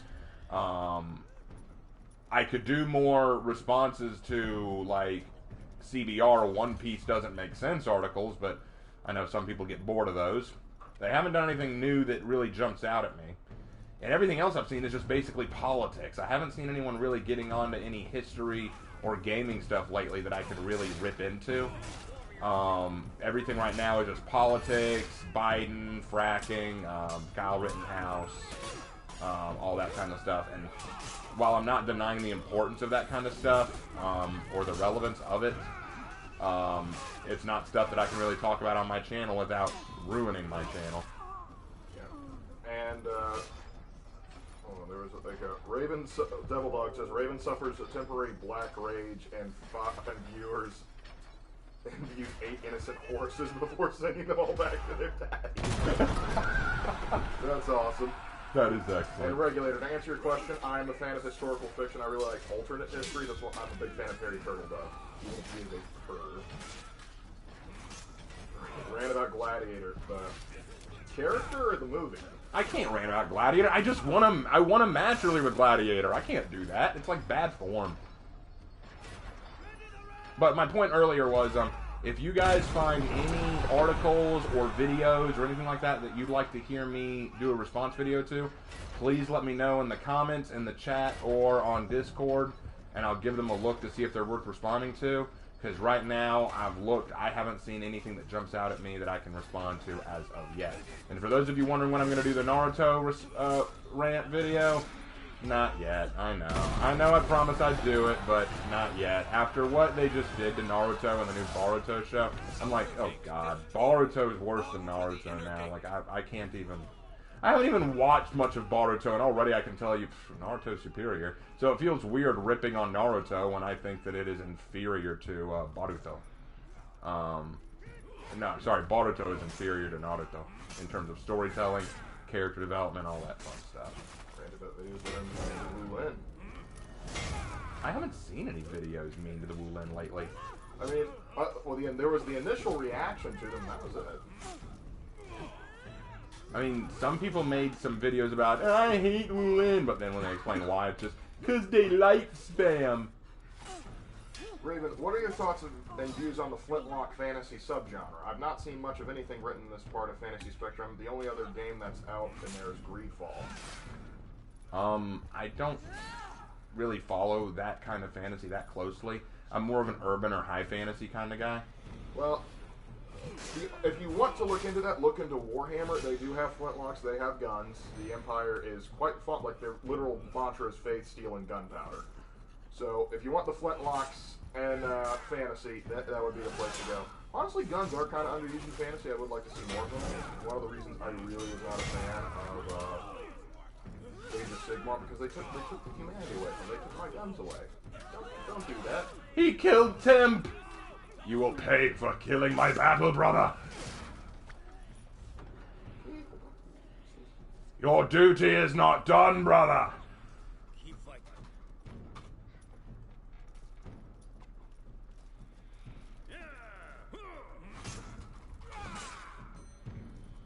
Alright. Push the ramparts! How am I doing? Woo! 14 kills. I can get behind that. Ranting about time travel? Rant about time travel? What's to rant about? It's just a... we need something more specific. Come on, guys. Rant about the bad acting in the Twilight series? Oh, the Twilight series. What a joke of a series. Not just the books, but I mean the movie. No! I couldn't stop the execution. No! Why are all of Orochi's attacks undodgeable? All of his storming rush attacks, all those like rushing heavy attacks are undodgeable. His dodge lights are undodgeable. His forward light top is undodgeable. He has all these undodgeable attacks with lights for days. Please, give this boy a nerf. Smash him with the nerf hammer. Please. Orochi is such trash now. I can't stand people who play Orochi. Because I can't even say, wow, you were a really good Orochi player. That's kind of like saying, wow, you're a really good mass murderer. It's a compliment, but not the kind of compliment you want to get. I don't want to be a Black Prior. I gotta go heal. Can I get an agreement in chat on that? Can I get an oorah in chat for that? Because that's what it is. Saying, wow, you're a really good Orochi is now the equivalent of saying, wow, you're a really good serial rapist. It's a compliment, but not the kind you want.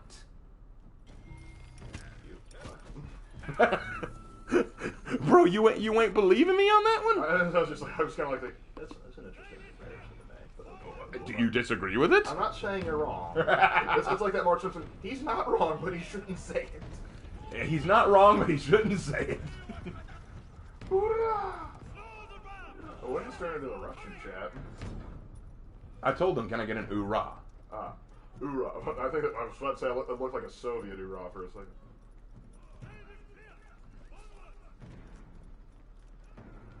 Warden, what are you doing? Oh, no, you don't. I'm not falling for you again.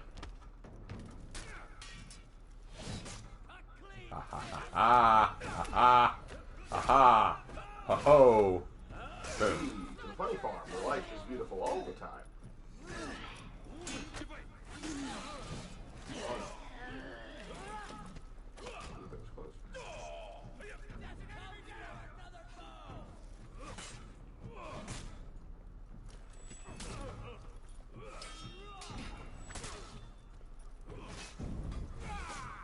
Yeah!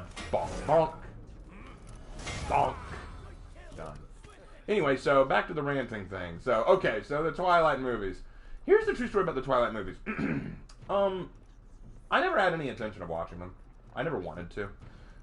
But I love the group Riff Tracks, who basically take movies and they make jokes about them during the movie. So, like, you basically sync up the movie with the Riff Tracks file, and you can listen to their jokes while the movie is playing. And they're very funny. And I saw that they did a riff for every Twilight movie. And so I wanted to hear it. So I did watch the first two Twilight movies just to hear the jokes. And honestly, I could only get through it by the Riff Tracks. The Riff Tracks are the only way I could get through it because they made it funny to listen to. Death from above! Really? But yeah, so, point being, that was the only way I could get through it. The acting is so terrible. But the thing is, I can't rant about Twilight because there's no point. Hey, Raven, what kind of ships are these, if you know? Ships? What? Oh, out there? Those are junk ships. Those look like junk ships. Japanese galleys, if you will. Yep. They're typical Asian-style flotillas. Not very maneuverable. Basically just good for carrying soldiers.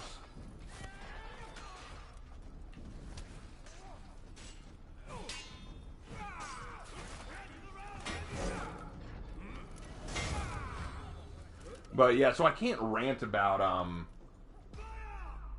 can't really rant about Twilight because no one likes it. Like, okay, it's got a female demographic that enjoys it, but I mean, they're the kind of people who just, oh my god, they love each other. It's just so cute and so, oh, it's so romantic. I want myself an Edward Cullen.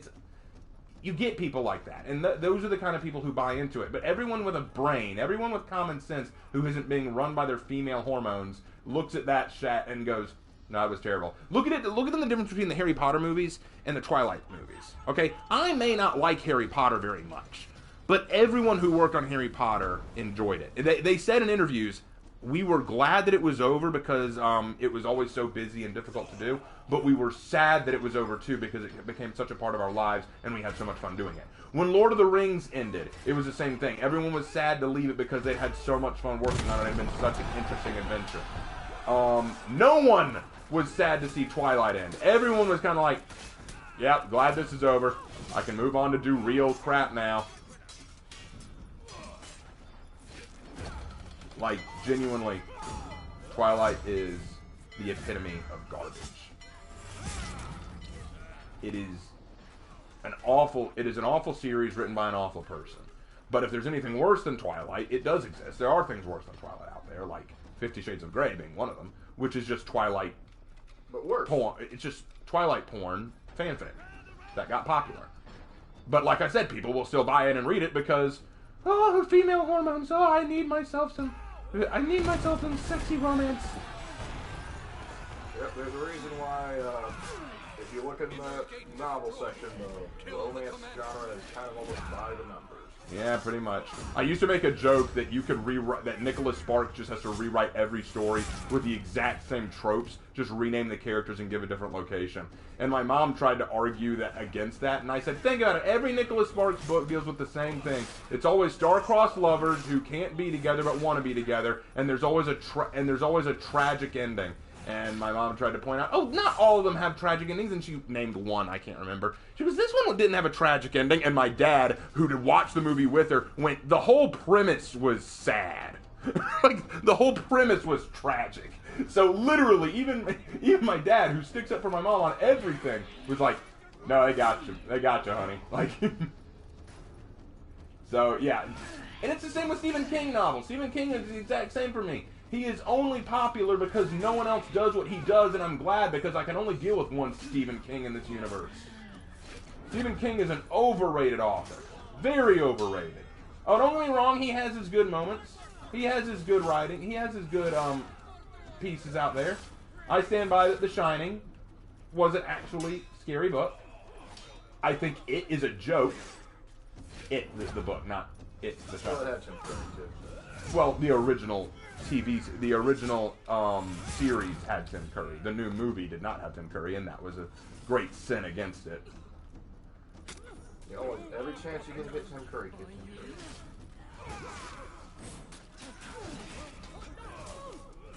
Oh gosh, no explosive! How'd this work out for you, Commander? Oh no, this commander's name is Shepard!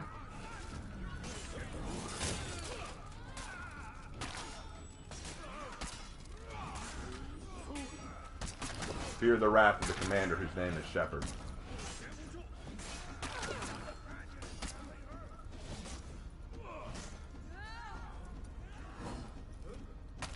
Ah, he still got me. I thought I dodged him. Anything in chat? Sorry, I was trying to do the thing. No, it's okay. We'll figure all that out in a minute. What do you mean? What do you mean we? I was right here. But yeah, I'm not a big fan of Stephen King. I'm not a big fan of Nicholas Sparks. I'm not a big fan of Stephanie Meyer. Rant about the Star Wars sequels. We have done that. But Well, what specifically about the Star Wars sequels? there's a lot to. There's a lot to rant about. I mean, everything about the Star Wars sequels is terrible. I can't think of one good thing. There's not one good thing those series brought to the table. There's not one redeeming factor, not one redeeming quality, not one thing to save it, not one thing that I can look at it and go, well, that was a cool idea. I like that addition. No, there was not one. There was not one thing that they put in that I can honestly say was a good choice. Not one. Ah!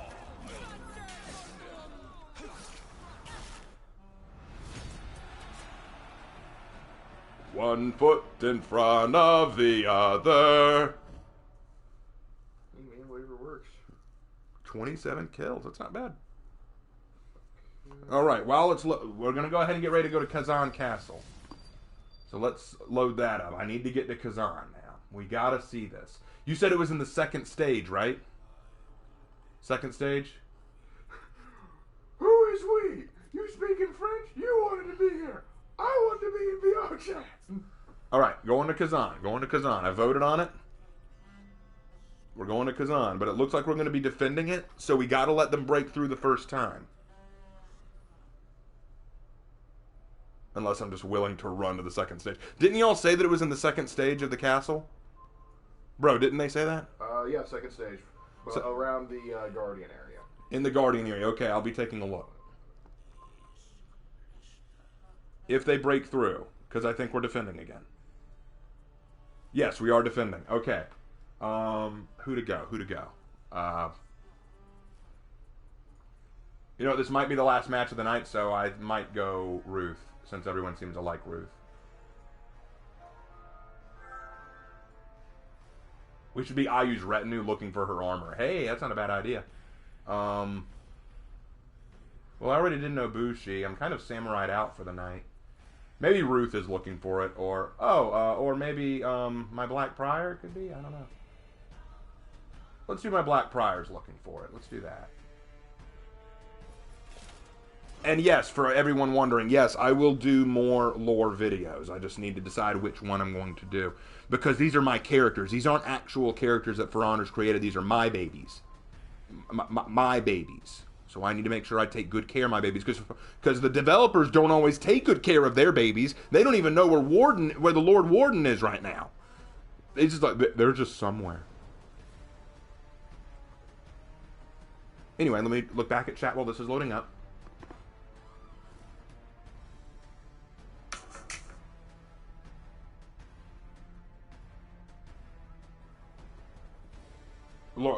If you don't get to stage 2, you can go to a private match. Okay, that's a fair point. If we don't get to stage 2 in this, we will go to a private match. Deal. Okay. Okay, Raven. What is one trope about modern popular writing that you absolutely despise? One aspect I absolutely hate is the idea of Western culture isn't a culture it needs to take from others. Okay, so actually that's a good point, and I do want to address that. I probably need to address that in a Raven's writing room or something, but I want to build on that point. This isn't really a rant so much as it is an aspect that I want to point out. There are two ways that we look at culture in terms of writing, and both of them bother me. The first is the white savior trope, as it's often called, or the Western savior trope, where you have a minority culture, be it black, Native American, or Asian, or Hispanic, that are going through a struggle, and then a white character emerges who helps save the day. It's called the white savior trope. And I don't like it. I think it's bad. I think that it's something that does exist, and I think it's bad. But the reverse of that is that the white culture is evil, and they want to destroy everything. They want to kill everything. They want to break everything, and it's the good, innocent natives who have it all right. And I think you see that way more often than the white savior trope. Like, when you ask me, what's a white savior trope? I guess... Bro, what's a white savior trope that you think? The white savior issue was really more popular back in the day. Like, if you watch some MST3K movies, you'll see the white savior. Yeah, but that's like really old school. Yeah, I know, but I'm talking in modern day. It just doesn't happen in modern day. The one that I hear claimed the most would be Return of the Samurai. Or not the Return, the Last Samurai. And I wouldn't even call that it because in The Last Samurai, the Japanese culture saved him. Yeah, and also, I hate to break it to, there is some historical basis for it. It's incredibly historically inaccurate, but there was actually a French military officer that fought with the samurai during the Meiji Restoration. So, there you go.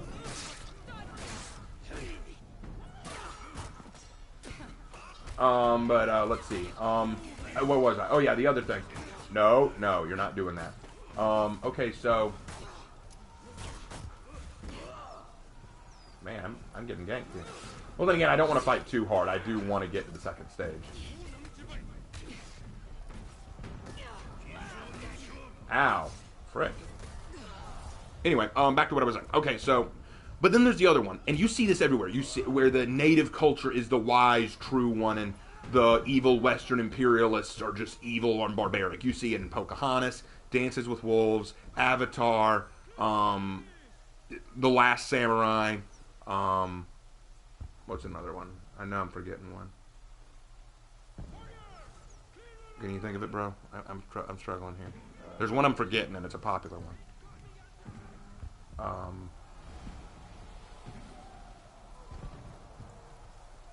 Oh yeah, American Tale, The Secret of Manhattan, kind of Yeah. dealt with that too, but that's not the one I'm thinking of, I'm sure. I guess you could argue Jurassic Park and Jurassic World to some extent do that too. Yes, the dinosaur culture is. Well, not in terms of culture, but Western society wanting to intrude on something that it really shouldn't.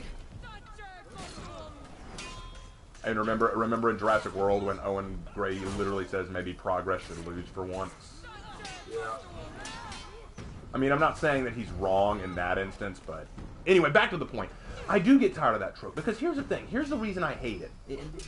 I guess you could sort of call this a rant. Oh, thank you. Thank you for setting him up for me. And die.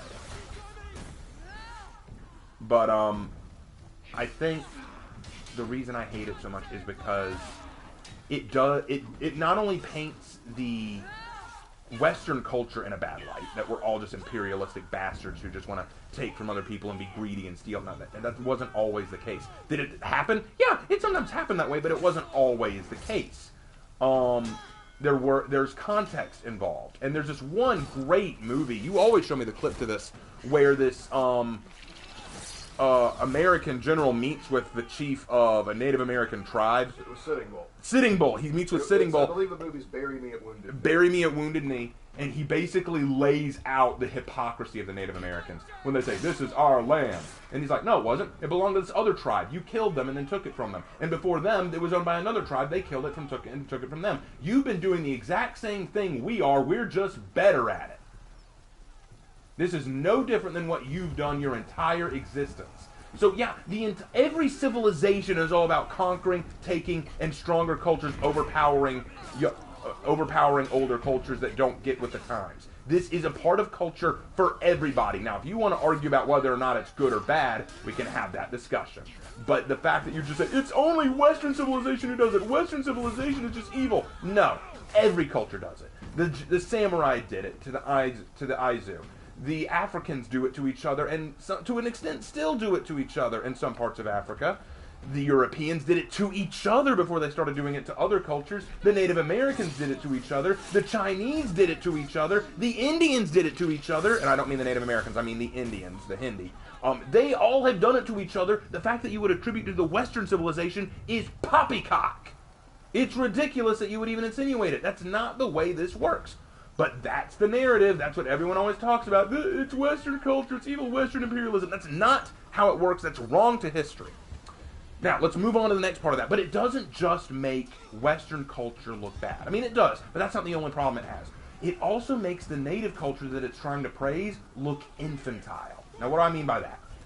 Basically, it takes a look at, like, say, the Native Americans.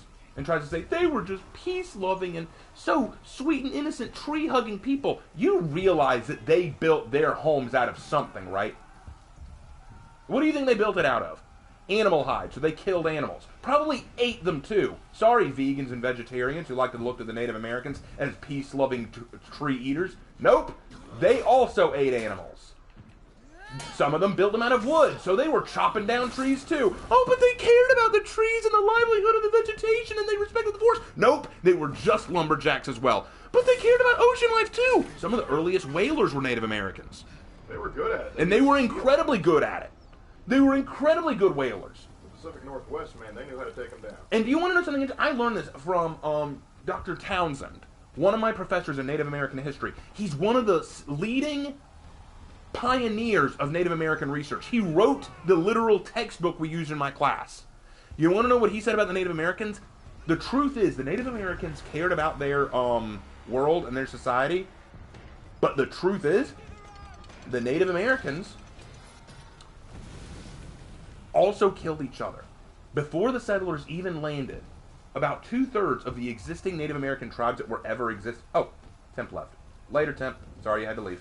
2/3 of the existing Native American tribes that were around were destroyed by infighting. It was a thing. So you make these other cultures look wrong as well. You make them look stupid. You make them look unable to keep up with the times. You make them look you make it look like they couldn't even figure out how to use guns. They couldn't figure out how to advance their technology when some of them did. Yes, Tim just said that they killed far more animals than the Westerners in some cases, and they did it for their gods and for other reasons. The only exception to that is when we started massacring the buffalo for no reason. Now here's the thing. Here's the thing. I'm not saying that everything the Westerners did was right, but that's not the point that I'm trying to make. The point I'm trying to make is this idea that Western culture is just evil by nature and that it just wants to destroy everything is also not true. It's also not true. And it insults the other cultures that we interacted with.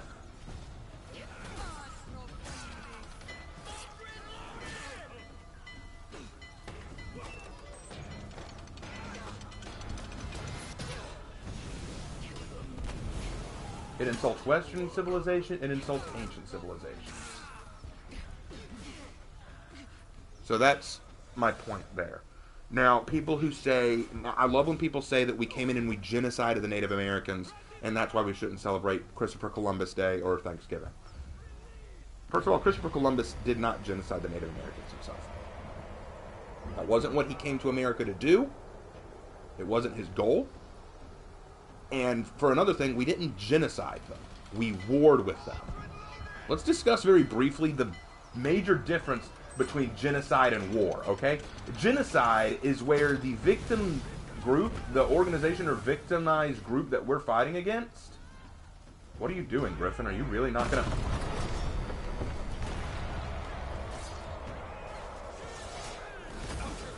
Hold on. Alright, they broke through to the second stage, so let's go in there and try to find IU stuff. But while we're talking about, just know that, oh yeah, the whole thing about, like, we genocided them. Genociding means that the victimized party doesn't fight back. They were rounded up, captured, and killed en masse without them ever putting up a fight or having any reason for us to kill them. Not the case. The Native Americans were just as guilty of violence as the Westerners were. It's just the way it happened, okay? Alright, so I'm here. I'm looking for IU stuff. Well, a quick question. In your amazing last stand with Yorma, I know you fought a Highlander. Who else was there? A Highlander, a Black Prior, a Shaman, and a Centurion. Okay. I don't see it anywhere. Where do y'all say the IU helmet was? I don't see it. I think they were supposed to be, like, right there. I don't see it. I see swords, but I don't see IU's helmet. Check the chat, bro. Anyone saying anything? Alright, That's not IU's helmet. That's a typical Kabuto.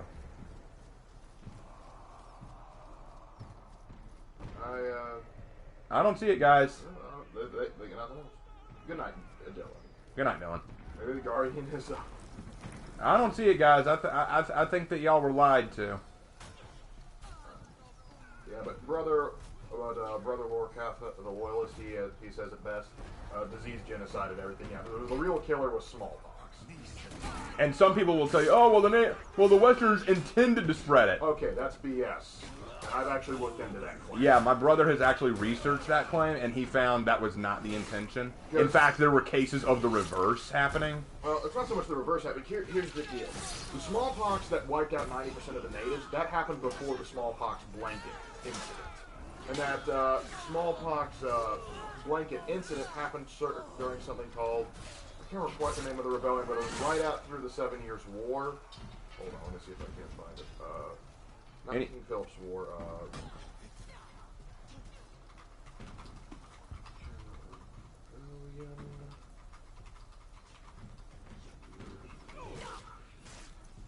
Pontiac's Rebellion, that's what it is. Pontiac's Rebellion, they had started fighting because a lot of the natives in the Ohio River Valley were upset that the British won because they were afraid that the British settlers would move on in their territory. So they fought against British forts. However, they had to call off the fighting because of a smallpox outbreak. And so, during the truce, they went to a British commander who had garrisoned a fort and requested supplies, blankets included. And this guy was running a smallpox ward, and so the only blankets he could afford to give up were ones that were already there. And so one might argue that he gave them intentionally knowing what happened, but the thing is, if you had just fought brutal, savage wars and now you were having to house the refugees of burnt villages, you're probably not going to be in a state of mind to do that. Besides, the smallpox outbreak had already happened at that point. Right. So let's keep all things fair. Now, some people are saying that the helmet will show up when the Guardian appears, so we'll see. When the Guardian appears, we'll take another look. Give it a go. Give it a go, my guy. Wait, he's here, so let's see. There's something glowing there. That's always glowing there. Whenever the Guardian's here, that glowing thing just marks that the Guardian is here and ready to give his buffs. Yeah, I don't see it, guys. I'm not seeing it. I think it was fake. I think y'all were lied to. Well, maybe it was released and they had to edit it out because they weren't supposed to release that yet. That's always possible. But I'm pretty sure that if it was released and someone saw it, we'd see it more. Yeah, somebody probably would have screenshot it and put a picture out of it.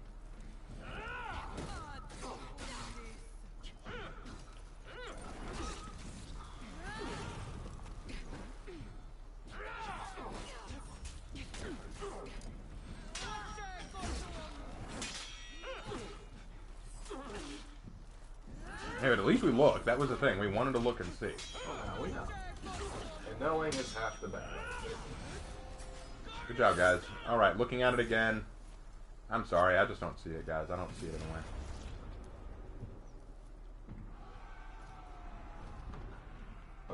You can regulator, that's fine. What did Regulator say? He wants to DM me something. Okay.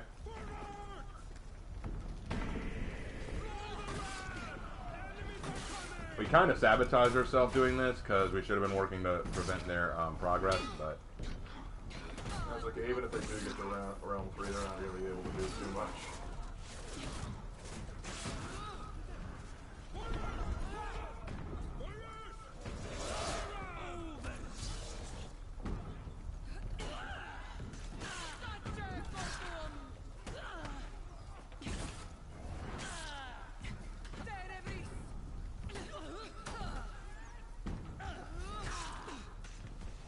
No, we haven't really looked into Darksiders before.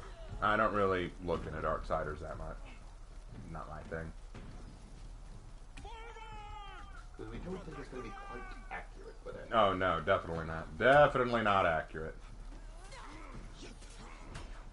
Maybe they meant here. Maybe they meant Ayu's helmet was here. He hasn't seen Black Clover. I've seen a couple episodes of it. I thought it was fun. I saw like 2 episodes of Black Clover. I just didn't get into it. I personally like it for what it is. I think it's funny. You can like what you choose to like. Far be it from me to tell you otherwise. Like, but don't ever mention it around you again. Or you'll get the sticky hands. Well, there's some shows and anime and movies that I just don't get into. Oh crap, I missed time that one. But they're bad. You know, sometimes some things just aren't our jam. And that's okay.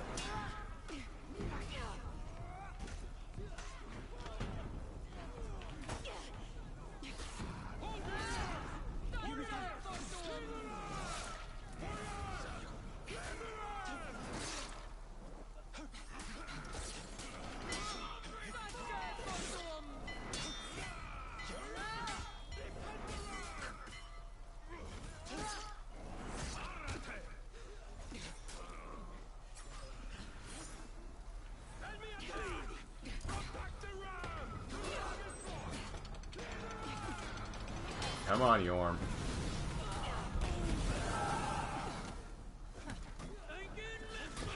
Okay, I recently have finished Dracula, and wow, it is the greatest book I've ever read. One of my faves now. Oh, thanks, man. I hope you're not just saying that to make me feel good, because genuinely, I want you to like it for its merits. And I know people who like some of my students who I taught Dracula to, they said, I just don't like it. And I went, yeah, okay. That's fine. You don't have to like it. You don't have to like all the things I do. I just want people to respect it for what it is. It is a fascinating book, and I think it's one of the best of Gothic horror that I've ever read, because of just how fascinating it is and how creative its premise.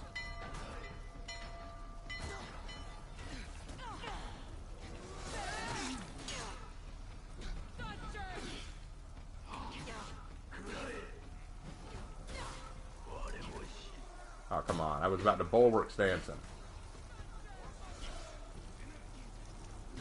Yeah, got him that time. Oh, no. Hey. Get up there, get up there. I'll cover you. Whee!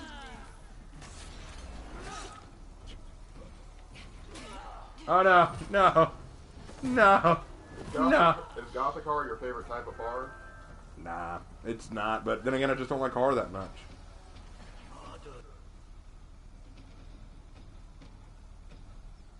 I mean, don't get me. I mean, I love Dracula, but Gothic horror and classical horror is my favorite. I don't like the current horror that I see all the time. General, the Wolf Brigade. We just found out about it like this week, so we haven't had a chance to look into it. But Look into what? General, the Wolf Brigade. Oh, I don't know anything about it. Yeah, it was. Remember that one music video I showed you? The one with the like almost like armored soldiers with gas masks and like 42. Oh yeah. Granted, that Project Eden's Gate. I'm gonna save that for my brother's lamentation. My brother's planning to do a large lamentation on that. We're gonna get into some serious heresy. This time, actually, literally. Which one of the Dracula history books? I think we just referred to the original with Bram Stoker. No, I'm talking about Bram Stoker's Dracula. The original Dracula. They're asking if you've gotten into any of the games.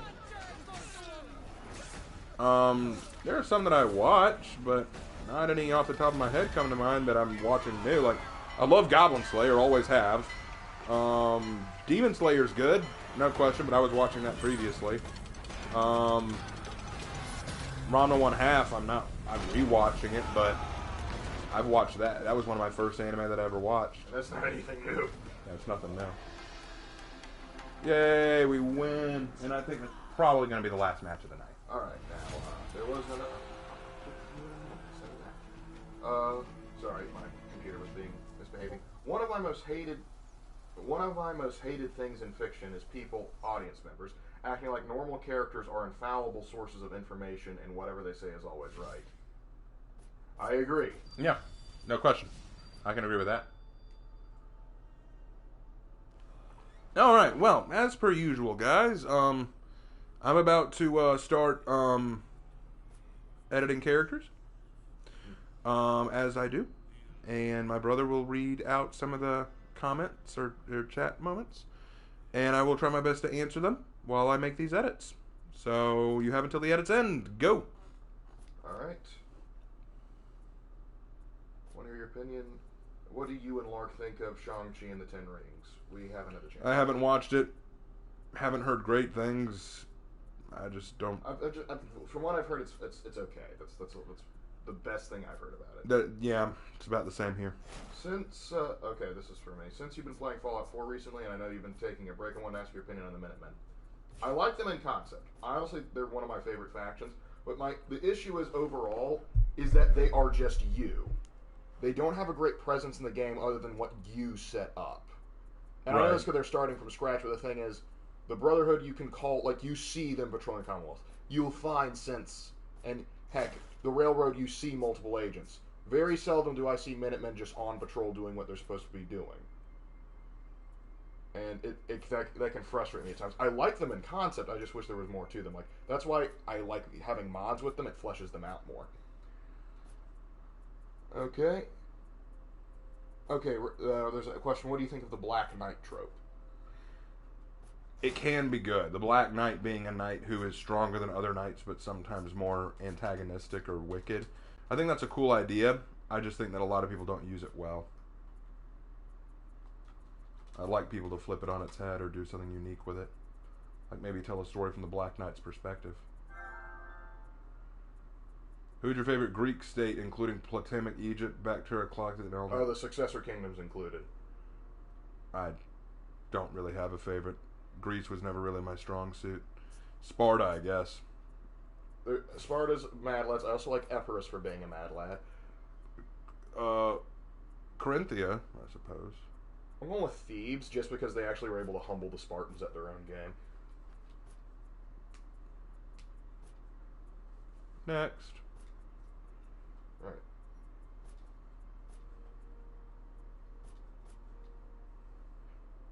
Okay.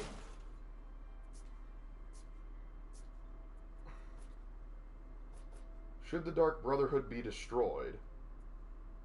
In Skyrim? I think in just the Elder Scrolls universe in general. No, they have their place. From a lore perspective, and for the safety of everyone, yes. But from a gameplay perspective, no. I love them too much.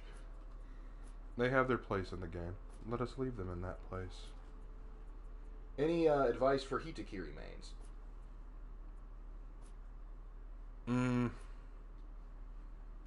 Heavy go boom. Let's go boom. Honestly, the best thing I can say about Hitakiri mains, what you want to do,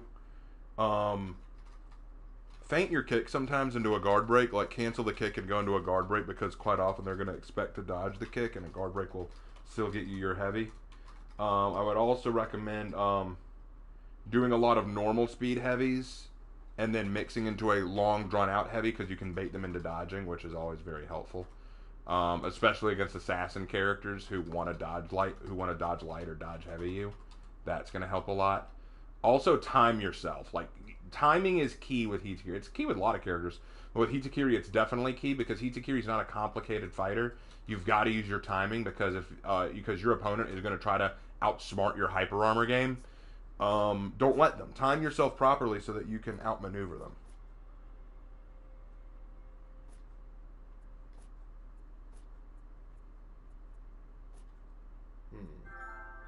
What is your opinion of Toyotomi Hideyoshi or Tokichiro? There's an old saying about the three unifiers of Japan. For Oda, if a songbird in its cage does not sing, kill it.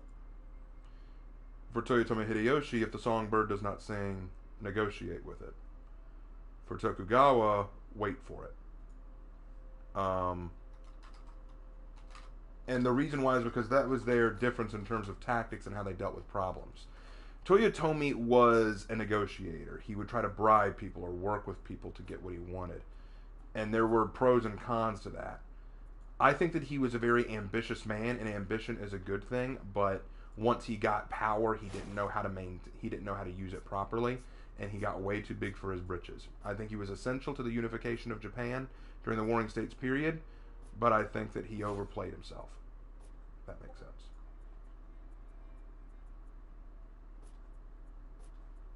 Alright, let's see what else we got. Dodge. Hitakiri, dodge heavy. Person, if you're playing moral character, kill Dark Brotherhood. If you're playing someone that kills people for fun or just scummy people, join them. If you're kind of just a neutral guy, just leave them alone. If you're neutral, make that money. Have you ever tried creating your For Honor characters in other games? What do you mean? Like, have you ever tried to recreate their aesthetic in other games? Hard to. I mean, there aren't a lot of games like For Honor out there. Yeah, and someone recommended the Soul series, and the thing is, well, cool as that might be, that would you have to work very hard to get. That would kind of limit you, honestly. Yeah. What makes the Tyranids scarier than the Xenomorphs? I don't know much about 40k. To me, the Xenomorph, and again, this is personal opinion, the Xenomorphs are scary because of what they have the potential to do. Okay, let's think about it like this. Let me put it out like this. What do the Tyranids, what do the Xenomorphs do? What do the Xenomorphs do? Let's start with them. Well, what they want to do is they want to capture a host and hit them with a face hugger, because then the face hugger will implant the egg into the human, which will hatch, and then out from them will come a chest burster, and then the chest burster will grow into an alien. Then this alien wants to do the same thing and keep going and killing and creating new hosts. That's their main goal, to capture hosts so that the queen can lay eggs, so that the face grabber aliens can jump on them and keep creating more and more, so that they can eventually take over a population. What do the Tyranids want? Tyranids consume biomass. Plants, animals, water, people, creatures, things. Even fungi. They consume everything that lives and then take it into a part of themselves. And they are a plague.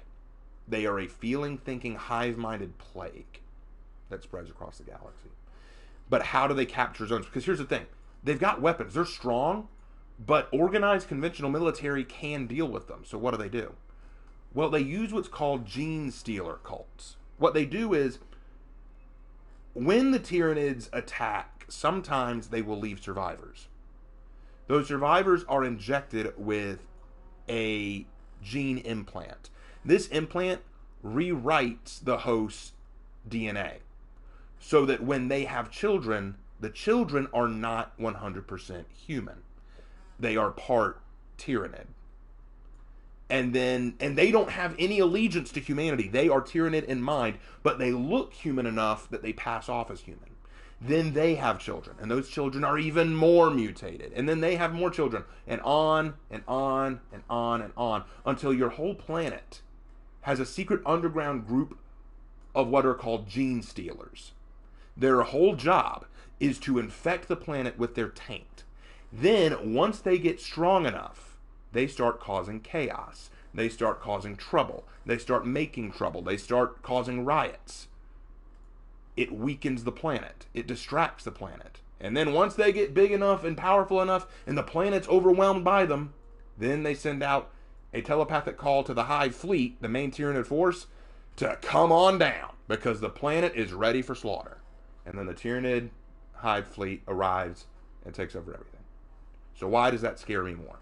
Number one, because if I avoid the facehuggers and shoot to kill with the Xenomorphs, I can usually be okay. With Tyranids, I don't know who's a gene stealer and who's my ally. That's one of the difficult things about fighting a gene stealer cult. Let's say that the gene stealers take over the police force.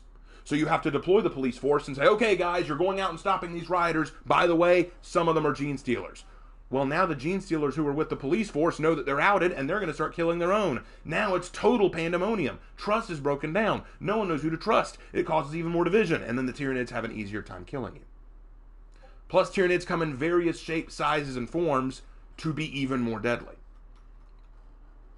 And plus, the other thing about it, Tyranids aren't unintelligent creatures. The Xenomorphs, to me, they're smart, but they're an animalistic smart. They're like a pack of wolves. They communicate, they think, they plan out an attack. Gene stealers and Tyranids are human-level intelligence. They are capable of rationale. Gene stealers especially are capable of tricking people, acting human and feigning ignorance. There's actually a great book. It's the first book of the Caiaphas Cain series by Sandy Mitchell called To Serve the Emperor, where the whole plot of the book is about Caiaphas Cain and his Imperial Guard regiment landing on a planet that's infested by gene stealers, and they have no idea about it until near the end, and some of the people who turned out to be gene stealers all along blows your mind. Because they played the role so well. That's what scares me more about Tyranids and gene stealers. Because here's the thing, in every single Alien movie, at some point the aliens get beat. But in every single moment with the Tyranids, all you did was you pushed them out for a little while. The Hive Fleet is still out there, and it's still a threat. You can clean the planet, you can save it, but they're still out there. They're still dangerous. All right. I've talked about that long enough. Okay. Oh, and by the way, yeah, I finished it. Oh, good. Let me see. Oh, that's gorgeous. Want me to drop it in the Discord? Yeah, drop that crap in the Discord. I'll try to work it into the thumbnail later. Or we'll use that for our separate video. Yeah, we'll use that for the separate video. Yeah. All right, drop that in the Discord. Discord, folks, keep an eye on the Discord. My brother's about to drop something. Do I have access? Do I have authority to drop it in announcements? You might if you. Yeah, go ahead and try it. Okay. Nope, you do not have authority. You wound me. I'll give you authority in a minute. Yeah, well, anyway. Let me finish this. Okay, read the rest of the comments to me because we got to wrap this up. Right. Raven, what's your advice for writing simultaneous plots that are separated from each other? You mean like multiple plots going on at the same time? That's tricky. The key is to not forget that time passes. You've got to make sure that time meets the same standards as you write through the story. If a day passes for one character, think about what it means for that day to pass for the other character. And if you're going to skip forward in time for one character, make sure you establish that. It's not impossible to do. And it's also important that you always establish when the change takes place. Like, start the chapter with a character speaking and saying who the character is so that we know, oh, now we're starting with this character. Or make it like a log entry or journal where it says, this group, date this, that kind of thing. It lets you know when you're switching up narratives.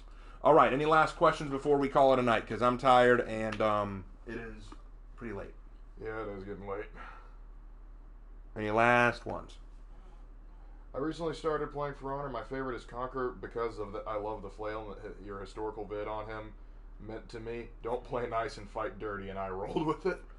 Oh yeah, when you play Conk, you cannot play nice. You've got to be a ruffian. You got to get down and dirty with them. That's the key. That's the key. Oh man, like that's Conk-a-donk for you. All right. Mal, we may have to. Raven may have to do a series on that, or like a little video on that. What? Your opinions on Castlevania, considering your talk on. I have not watched any. I know, but it may be something. Cause you're willing to watch High Guardian Spy, so it may be something you may need. Yeah, okay, I'll think about it. Now, other one, Taco Seller asks, why did you two start this? Playing games and answering questions that mean little to nothing to real life work. I ask this as myself, as a person who wants to start YouTube as a hobby. Okay, I will answer that, and then this will be my last question for the night, because this is going to be a pretty lengthy answer. Why did I start it?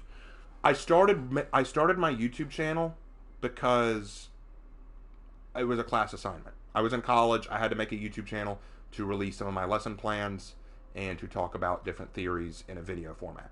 That's why I made the YouTube channel. I had no desire to do anything else with it for a while, but I also like different reactionaries like Steven Crowder and a few others on YouTube who I thought did a good job reacting to things and talking about things from a logical, realistic perspective, because I don't think there are enough voices talking about certain things. So I started doing that. Didn't turn out so well. I wasn't super popular. So I just kind of left YouTube alone and I focused more on my writing career.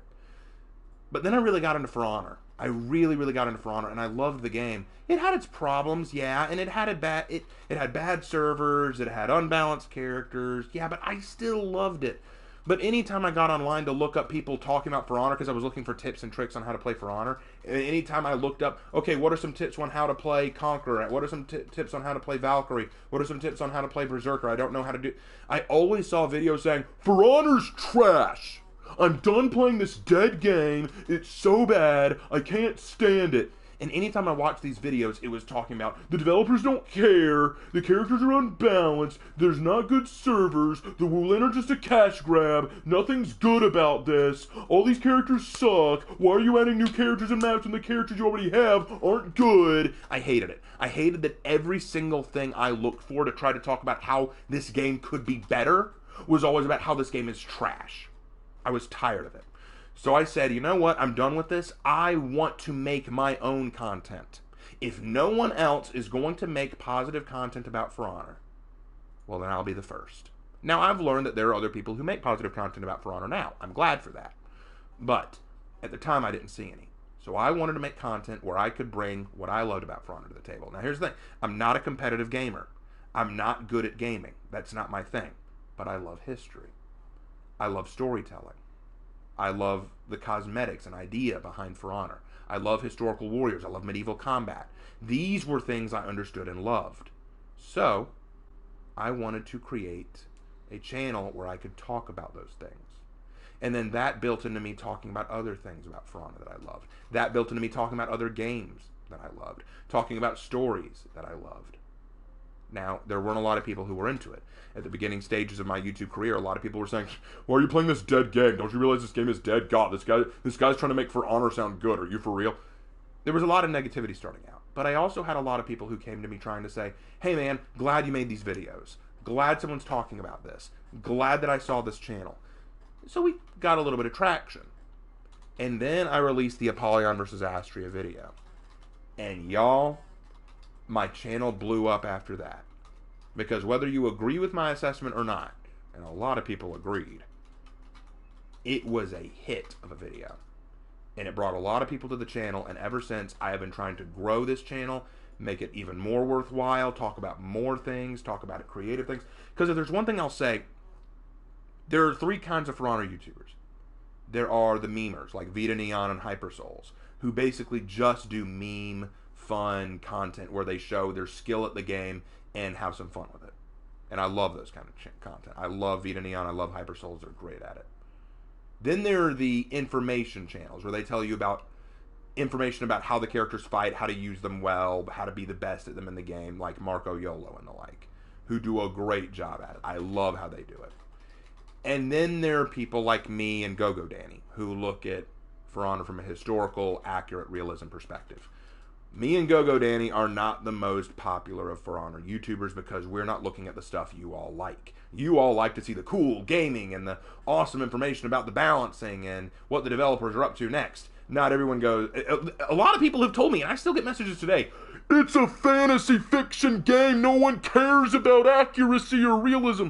I get that all the time, even today. And I always say, you don't have to care about it, but I do. I love it, and that's what keeps me coming back and forth to this game. I can deal with some of the fantasy aspects of it, but I want to talk about the aspect that I can appreciate, if that makes sense. So, why did we make this channel? Because someone had to.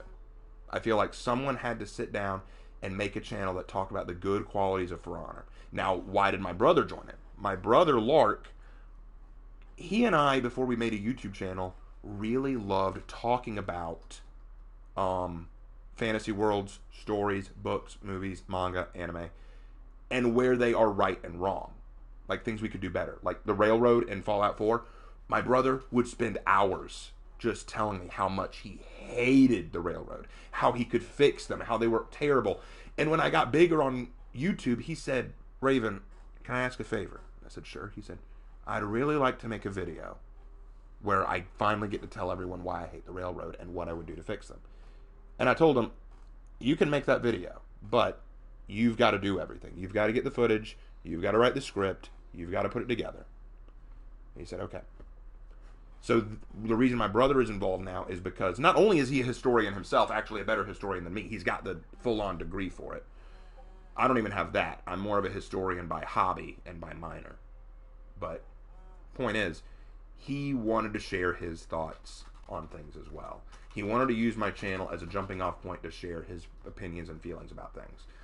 So I think the generalized, shorter version of the question that I just spent the last, 10 minutes answering is this.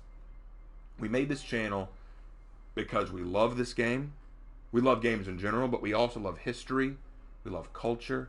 We love storytelling. We love the art that comes from these kind of games and stories. And we want to tell you why we love them, how we would build them better and better, where they get it wrong, and what improvements could be made. Do we did it right all the time? No, we make mistakes. But we're happy to make those mistakes because then y'all can come out and help us out and learn more because I love to learn more. Just as long as it's respectful. And for the most part, y'all have been.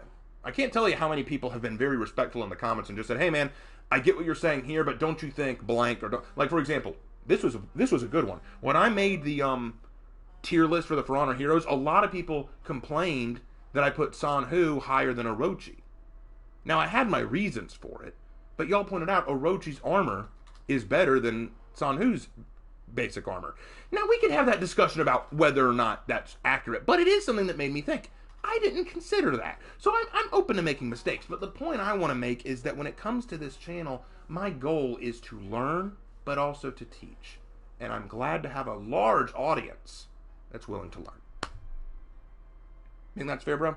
I think that's fair. There was another question in there that's like, Lark, why did you start the Lark's Lamentations? You kind of went into I kind of answered that. You kind of answered that. I would just add that you really took off to For Honor in a way I didn't think you would, because believe it or not, I was the one that found For Honor first. I showed him the trailer. I was like, I think this will be a cool game when it comes out, and we both like, yeah, that's a good idea. But you took off to it long. Like, I would occasionally take breaks. You never truly took a long break. Yeah, I kind of just stuck with it. Like, I jump around games far more frequently than Raven does, and as I play these things, one thing I really like into is being a history. I also like thinking about the what-ifs, the alternate history, and so that requires looking at countries and factions and thinking about what they did and what they did wrong. And looking at a lot of like fictional factions, I started to go, this doesn't make sense on several levels. This, like, what you do doesn't add up if you think about it in a logical, historical perspective. And so I was like, I'd like to talk about that. And while other people have bashed on factions for various different reasons, I said, like, I'd like to throw my own hat in the ring. That's kind of how Lamentations came out.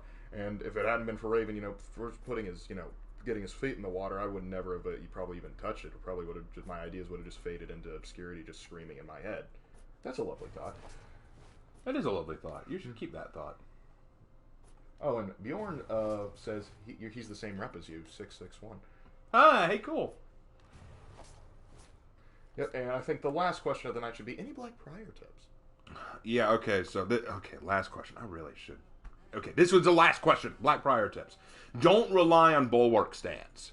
Bulwark Stance is cool, and it's one of the best ways to counter heavy attackers in the game, but it's also a crutch, because if you rely too much on Bulwark Stance, quite often you're going to have players who capitalize on it, because it takes like half a second to dip down into Bulwark Stance, and then another half a second to actually activate your Bulwark counter. And some characters' lights are so fast, they just won't work that way.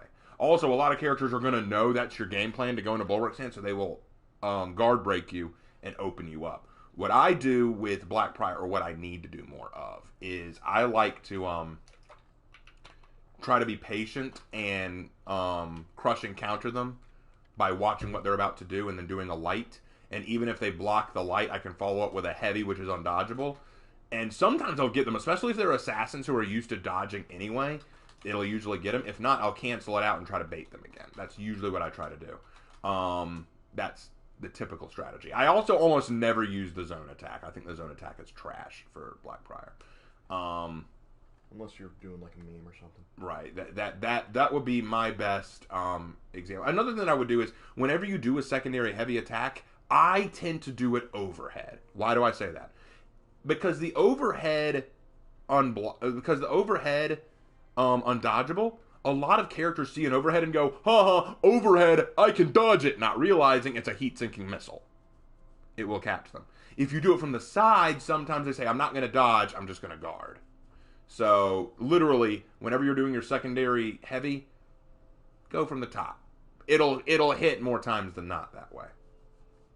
All right, I think that sums it up. I'm not going to answer any more questions now. All right, well, fellas, thanks for joining us. Yeah, this was a lot of fun, guys. This was a very good one. What a match that was with Yorm. We're definitely going to save that clip when this finishes processing.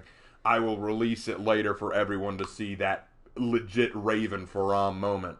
But anyway, guys, for those of you who are new to the channel and this is your first live stream with us, welcome. Please subscribe to the channel. It really helps out. If you'd like to donate to the channel and help out the channel, we do have a Teespring store where I sell some merchandise with little chibis and other stuff on it. We're going to be trying to add some new stuff to that.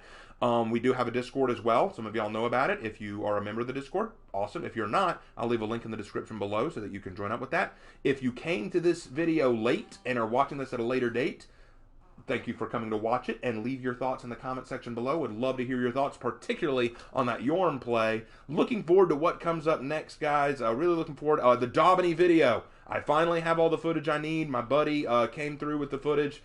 We're excited to work on it. Hopefully it will be out either by the end of this week or the beginning of next week, depending on how work schedules go.